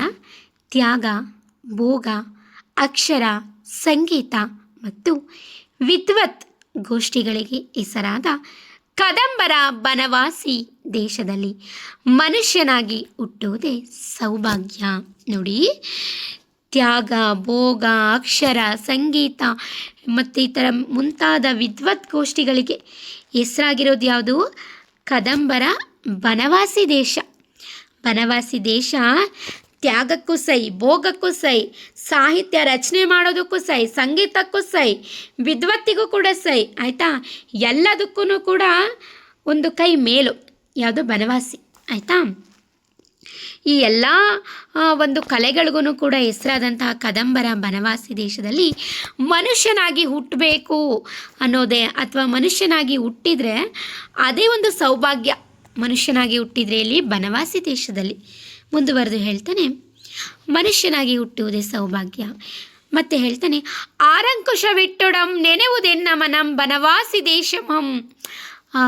ಎಷ್ಟು ಸೊಗಸಾಗಿ ಹೇಳ್ತಾರೆ ಅಂತಂದರೆ, ನಿಜವಾಗ್ಲೂ ನಮ್ಮ ಕನ್ನಡ ಸಾಹಿತ್ಯ ಇದಕ್ಕೇನೆ ತುಂಬಾ ಗ್ರೇಟ್ ಅಂತ ಹೇಳ್ಬೋದು. ಅವರು ರಚನೆ ಮಾಡುವಂಥ ಪ್ರತಿಯೊಂದು ಪದಗಳು ಕೂಡ ಎಷ್ಟು ಸೊಗಸಾಗಿ ಕವಿಗಳು ರಚನೆ ಮಾಡಿರ್ತಾರೆ, ಹೇಗೆ ಹೆಣೆದಿರ್ತಾರೆ ಪದಗಳನ್ನ ಅಂದರೆ, ಗುಬ್ಬಚ್ಚಿ ಗೂಡು ಹೇಗೆ ಗೂಡು ಕಟ್ಟುತ್ತೋ, ಒಂದೊಂದೇ ಕಡ್ಡಿಗಳನ್ನು ನಾರುಗಳನ್ನ ತೆಗೆದುಕೊಂಡು ಗೂಡು ಕಟ್ಟುತ್ತೋ, ಹಾಗೆ ನಮ್ಮ ಕನ್ನಡ ಸಾಹಿತ್ಯದ ಕವಿಗಳು ಮಾತ್ರ, ಅದರಲ್ಲೂ ನಮ್ಮ ಆದಿಕವಿ ಪಂಪ ಮಾತ್ರ ಅಷ್ಟೇ ಸೊಗಸಾಗಿ ಹೇಳಿದ್ದಾರೆ ಪಂಪ ಕವಿ. ನೋಡಿ, ನನಗೆ ತುಂಬ ಇಷ್ಟವಾದ ಸಾಲು ಇದು, ಅದಕ್ಕೆ ನನಗೆ ತುಂಬ ಖುಷಿ ಆಗ್ತಿದೆ. ಆರಂಕುಶವಿಟ್ಟೊಡಂ ನೆನೆವುದೆನ್ನ ಮನಂ ಬನವಾಸಿ ದೇಶಮಂ. ನೋಡಿ, ಯಾರೇ ಅಂಕುಶದಿಂದ ಚುಚ್ಚಿ ತಡೆದರು ನನ್ನ ಮನಸ್ಸು ಕದಂಬರ ಆ ಬನವಾಸಿ ನಾಡನ್ನೇ ನೆನೆಯುತ್ತದೆ ಎನ್ನುವ ಮೂಲಕ ಕದಂಬರು ನೀಡಿದ ರಾಜಶ್ರಯದ ಫಲವಾಗಿ ಆ ನಾಡು ಸಾಹಿತ್ಯದ ತವರೂರಾಗಿತ್ತು ಎಂಬುದನ್ನು ಪಂಪ ಸ್ಪಷ್ಟಪಡಿಸುತ್ತಾನೆ. ಅಂಕುಶ ಅಂದರೆ ಗೊತ್ತಲ್ವಾ, ಆನೆಯನ್ನು ಅಡಗಿಸೋದಕ್ಕೆ ಬಳಸುವಂತಹ ಒಂದು ಸಾಧನ. ಆನೆ ಎಷ್ಟೇ ಅದಕ್ಕೆ ಕೋಪ ಬಂದು ಉದ್ವೇಗಕ್ಕೆ ಒಳಗಾದ್ರೂ ಕೂಡ ಅಂಕುಶದಿಂದ ಚುಚ್ಚಿದ್ರೆ ಆನೆ ಏನು ತನ್ನಷ್ಟಕ್ಕೆ ತಾನು ಸರಿ ಹೋಗುತ್ತೆ. ಆ ಅಂಕುಶದಿಂದ ಚುಚ್ಚುವಂಥ ನೋವು ಅಷ್ಟು ನೋವಿರುತ್ತೆ, ಆಯಿತಾ. ಅದರಲ್ಲಿ ಪಂಪ ಹೇಳ್ತಾ ಇದ್ದಾರೆ, ಯಾರೇ ಅಂಕುಶದಿಂದ ಚುಚ್ಚಿ ತಡೆದರು. ಅಷ್ಟು ಬೃಹದಾಕಾರವಾಗಿರುವಂಥ ಆನೆಯೇ ಆ ಚಿಕ್ಕ ಅಂಕುಶ, ಆಯಿತಾ, ಬಾಣ ಥರ ಇರುತ್ತೆ ಅಷ್ಟೇ, ಅದೊಂದು ಕಡ್ಡಿ ಥರ, ಆಯಿತಾ. ಆ ಚಿಕ್ಕ ಒಂದು ಅಂಕುಶಕ್ಕೆ ಅದು ಎದುರುಕೊಳ್ಳುತ್ತೆ, ಆಯಿತಾ. ಆದರೆ ಪಂಪ ಹೇಳ್ತಾರೆ, ಯಾರೇ ನನ್ನನ್ನು ಅಂಕುಶದಿಂದ ಚುಚ್ಚಿ ತಡೆದ್ರೂ ಕೂಡ ನನ್ನ ಮನಸ್ಸಿಲ್ಲ, ನೀನು ಬಿಟ್ಬಿಡು, ಬನವಾಸಿ ಮೇಲೆ ಇರುವಂತಹ ಒಂದು ಪ್ರೀತಿಯನ್ನು ಬಿಟ್ಬಿಡು, ವ್ಯಾಮೋಹವನ್ನು ಬಿಟ್ಬಿಡು ಅಂತ ನನಗೆ ಅಂಕುಶದಿಂದ ಚುಚ್ಚಿದ್ರೂ ಕೂಡ ನನ್ನ ಮನಸ್ಸು ಬನವಾಸಿ ಅಂತಲೇ ಹೇಳ್ತಾ ಇರುತ್ತೆ ಅಂತ ಪಂಪ ಇಲ್ಲಿ ಹೇಳ್ತಾ ಇದ್ದಾರೆ. ಯಾರೇ ಅಂಕುಶದಿಂದ ಚುಚ್ಚಿ ತಡೆದರೂ ನನ್ನ ಮನಸ್ಸು ಕದಂಬರ ಬನವಾಸಿ ನಾಡನ್ನೇ ನೆನೆಯುತ್ತದೆ ಎನ್ನುವ ಮೂಲಕ ಕದಂಬರು ನೀಡಿದ ರಾಜಾಶ್ರಯದ ಫಲವಾಗಿ ಆ ನಾಡು ಸಾಹಿತ್ಯದ ತವರೂರಾಗಿತ್ತು ಎಂಬುದನ್ನು ಪಂಪ ಸ್ಪಷ್ಟಪಡಿಸುತ್ತಿದ್ದಾನೆ ಅಂತ ನಾವು ಇಲ್ಲಿ ನೋಡ್ಬೋದು ಅಲ್ವಾ. ಎಷ್ಟು ಸೊಗಸಾಗಿ ಪಂಪ ಇಲ್ಲಿ ಹೇಳಿದ್ದಾನೆ. ಹಾಗಾದರೆ ಇದರ ಒಂದು ಅಂತಿಮ ಉಪಸಂಹಾರವನ್ನು ನೋಡೋದಾದರೆ, ಧಾರ್ಮಿಕ ಉದಾರತೆ ಮತ್ತು ಸಾಹಿತ್ಯ. ಕದಂಬ ರಾಜರು ವೈದಿಕ ಧರ್ಮದವರಾಗಿದ್ದರೂ ಜೈನ ಧರ್ಮದ ವಿದ್ವಾಂಸರಿಗೂ ಮಹತ್ತರ ಆಶ್ರಯ ನೀಡಿದರು. ಮುಂದೆ ಕನ್ನಡ ಸಾಹಿತ್ಯವನ್ನು ಶ್ರೀಮಂತಗೊಳಿಸಿದ ಜೈನ ಚಂಪು ಸಾಹಿತ್ಯಕ್ಕೆ ಕದಂಬರ ಧಾರ್ಮಿಕ ಸಮನ್ವಯ ನೀತಿಯೇ ಪ್ರೇರಣೆ. ನೋಡಿ, ಧಾರ್ಮಿಕ ಉದಾರತೆ ಮತ್ತು ಸಾಹಿತ್ಯದ ದೃಷ್ಟಿಯನ್ನು ನಾವು ಇಲ್ಲಿ ಕದಂಬರಿಗೆ ಸಂಬಂಧಿಸಿದಂತೆ ನೋಡಿದಾಗ, ಕದಂಬರಾಜರು ವೈದಿಕ ಧರ್ಮದವರಾಗಿದ್ದರು. ನಾನು ನಿಮಗೆ ಹೇಳಿದೆ, ಕದಂಬರ ಒಂದು ಸಂಸ್ಥಾಪಕ ಮಯೂರ ಶರ್ಮ ಅನ್ನೋದು ಬ್ರಾಹ್ಮಣ ಮೂಲದ ಹೆಸರಾಗಿತ್ತು. ನಂತರ ಅವನು ಅಪಮಾನಕ್ಕೆ ಒಳಗಾಗಿ ಕದಂಬ ವಂಶವನ್ನು ಸ್ಥಾಪನೆ ಮಾಡಿ ಕನ್ನಡಕ್ಕೆ ಒಂದು ರಾಜಸ್ಥಾನವನ್ನು ಕೊಟ್ಟು ಅವನು ಕದಂಬ ವರ್ಮನಾದ, ಆಯಿತಾ. ಅವರು ಮೂಲತಃ ವೈದಿಕ ಧರ್ಮದವರು, ಆಯಿತಾ. ವೈದಿಕ ಧರ್ಮದವರಾಗಿದ್ರೂ ಕೂಡ ಜೈನ ಧರ್ಮದ ವಿದ್ವಾಂಸರಿಗೂ ಕೂಡ ಮಹತ್ತರವಾದಂಥ ಒಂದು ಆಶ್ರಯವನ್ನು ಕೊಟ್ಟಿದ್ದರು. ಮುಂದೆ ಕನ್ನಡ ಸಾಹಿತ್ಯವನ್ನು ಶ್ರೀಮಂತಗೊಳಿಸಿ ಜೈನ ಚಂಪು ಸಾಹಿತ್ಯಕ್ಕೆ ಕದಂಬರ ಒಂದು ಧಾರ್ಮಿಕ ಸಮನ್ವಯ ನೀತಿಯೇ ಪ್ರಮುಖವಾದಂತಹ ಪ್ರೇರಣೆ ಅಂತ ನಾವು ಇಲ್ಲಿ ನೋಡ್ಬೋದು. ಪ್ರಾಚೀನ ಕನ್ನಡ ಸಾಹಿತ್ಯ ಮತ್ತು ರಾಜಾಶ್ರಯ, ಅದರಲ್ಲಿ ಕದಂಬರು, ಇದರ ಬಗ್ಗೆ ಪರಿಸಮಾಪ್ತಿಯನ್ನು ನೋಡುವುದಾದರೆ, ಕದಂಬರ ಆಳ್ವಿಕೆಯು ಪ್ರಾಚೀನ ಕನ್ನಡ ಸಾಹಿತ್ಯ ಮತ್ತು ಭಾಷೆಯ ಚರಿತ್ರೆಯಲ್ಲಿ ಒಂದು ಮೈಲಿಗಲ್ಲು. ಪ್ರಾಕೃತ ಮತ್ತು ಸಂಸ್ಕೃತ ಭಾಷೆಗಳ ರಾಜಪ್ರಭುತ್ವದ ನಡುವೆ ಕನ್ನಡಕ್ಕೆ ಮೊದಲ ಬಾರಿಗೆ ರಾಜಾಶ್ರಯ ನೀಡುವ ಮೂಲಕ ಕದಂಬರು ಪ್ರಾದೇಶಿಕ ಭಾಷೆಯ ಅಸ್ತಿತ್ವವನ್ನು ಎತ್ತಿ ಹಿಡಿದರು. ಅಲ್ಮಿಡಿ ಶಾಸನದಂತಹ ಪ್ರೌಢ ಸಾಹಿತ್ಯಿಕ ಶೈಲಿಯ ದಾಖಲೆಗಳು ಕದಂಬರ ಕಾಲದಲ್ಲೇ ಕನ್ನಡವು ಕಾವ್ಯಮಯವಾಗಿ ವಿಕಾಸಗೊಳ್ಳುತ್ತಿತ್ತು ಎಂಬುದಕ್ಕೆ ಪ್ರತ್ಯಕ್ಷ ಸಾಕ್ಷಿಯಾಗಿವೆ. ಕದಂಬರು ಬಿತ್ತಿದ ಈ ಭಾಷಾಭಿಮಾನ ಮತ್ತು ರಾಜಾಶ್ರಯದ ಸಂಪ್ರದಾಯವೇ ಮುಂದೆ ಬಂದ ರಾಷ್ಟ್ರಕೂಟ, ಚಾಲುಕ್ಯ ಮತ್ತು ಹೊಯ್ಸಳ ಸಾಮ್ರಾಜ್ಯಗಳಲ್ಲಿ ಕನ್ನಡ ಸಾಹಿತ್ಯವು ಪಂಪ, ರನ್ನರಂತಹ ಮಹಾಕವಿಗಳ ಮೂಲಕ ಜಗತ್ತಿನಾದ್ಯಂತ ವಿಜೃಂಭಿಸಲು ಭದ್ರವಾದ ಬುನಾದಿಯಾಯಿತು. ಸಂಕ್ಷಿಪ್ತವಾಗಿ ಹೇಳುವುದಾದರೆ, ಕದಂಬರ ಕಾಲವು ಕನ್ನಡದ ಸಾಹಿತ್ಯಿಕ ಸಾರ್ವಭೌಮತ್ವಕ್ಕೆ ನಾಂದಿ ಹಾಡಿದ ಸುವರ್ಣಯುಗವಾಗಿದೆ ಎಂದು ಹೇಳಲಾಗಿದೆ. ಹಾಗಾದರೆ ನಾವು ಪ್ರಸ್ತುತ ತರಗತಿಯಲ್ಲಿ ಪ್ರಾಚೀನ ಕನ್ನಡ ಸಾಹಿತ್ಯ ಮತ್ತು ರಾಜಾಶ್ರಯದಲ್ಲಿ ಕದಂಬ ರಾಜವಂಶದ ಬಗ್ಗೆ ನಾವು ತಿಳ್ಕೊಂಡ್ವಿ. ಕದಂಬರ ಒಂದು ಇತಿಹಾಸ, ಅವರ ಹಿನ್ನೆಲೆ, ಅವರ ಭಾಷಿಕ ಕೊಡುಗೆ ಮತ್ತು ಅವರ ಸಾಹಿತ್ಯಿಕ ಕೊಡುಗೆ, ರಾಜರು ನೀಡಿದಂತಹ ಸಾಹಿತ್ಯಿಕ ಕೊಡುಗೆ ಏನು, ಹಾಗೆಯೇ ಅವರ ಆಸ್ಥಾನದಲ್ಲಿದ್ದಂತಹ ಕವಿಗಳು, ಆ ಕವಿಗಳು ರಚಿಸಿದಂತಹ ಶಾಸನಗಳು, ಇದಕ್ಕೆ ಸಂಬಂಧಿಸಿದಂತೆ ಬಹಳಷ್ಟು ವಿವರಗಳನ್ನು ನಾವು ಪ್ರಸ್ತುತ ತರಗತಿಯಲ್ಲಿ ತಿಳಿದುಕೊಂಡಿದ್ದೇವೆ. ಇದಕ್ಕೆ ಸಂಬಂಧಿಸಿದಂತೆ ನಾನು ಒಟ್ಟು 2 ವಿಡಿಯೋಸ್ಗಳನ್ನ ಮಾಡಿದ್ದೀನಿ. ಇದರಲ್ಲಿ ಭಾಗ 1 ಈ ವಿಡಿಯೋ ಆದರೆ ಭಾಗ 2 ಇದಕ್ಕೆ ಸಂಬಂಧಿಸಿದಂತೆ ಬಹು ಆಯ್ಕೆ ಪ್ರಶ್ನೋತ್ತರಗಳನ್ನು ನಾವು ಮುಂದಿನ ತರಗತಿಯಲ್ಲಿ ನೋಡೋಣ. ಭಾಗ 2ರಲ್ಲಿ ಇನ್ನೂ ಯಾರು ನನ್ನ ತರಗತಿಗೆ ಲೈಕ್ ಮಾಡಿಲ್ಲ, ಸಬ್ಸ್ಕ್ರೈಬ್ ಮಾಡಿಲ್ಲ, ದಯವಿಟ್ಟು ನನ್ನ ತರಗತಿಗೆ ಲೈಕ್ ಮಾಡಿ, ಸಬ್ಸ್ಕ್ರೈಬ್ ಮಾಡಿ, ಹಾಗೆಯೇ ಬೆಲ್ ಐಕಾನ್ ಕ್ಲಿಕ್ ಮಾಡಿ. ಮುಂದಿನ ತರಗತಿಯಲ್ಲಿ ನಾವು ಇದಕ್ಕೆ ಸಂಬಂಧಿಸಿದಂಥ ಭಾಗ 2ರ ವಿಡಿಯೋವನ್ನು ನಾವು ನೋಡೋಣ.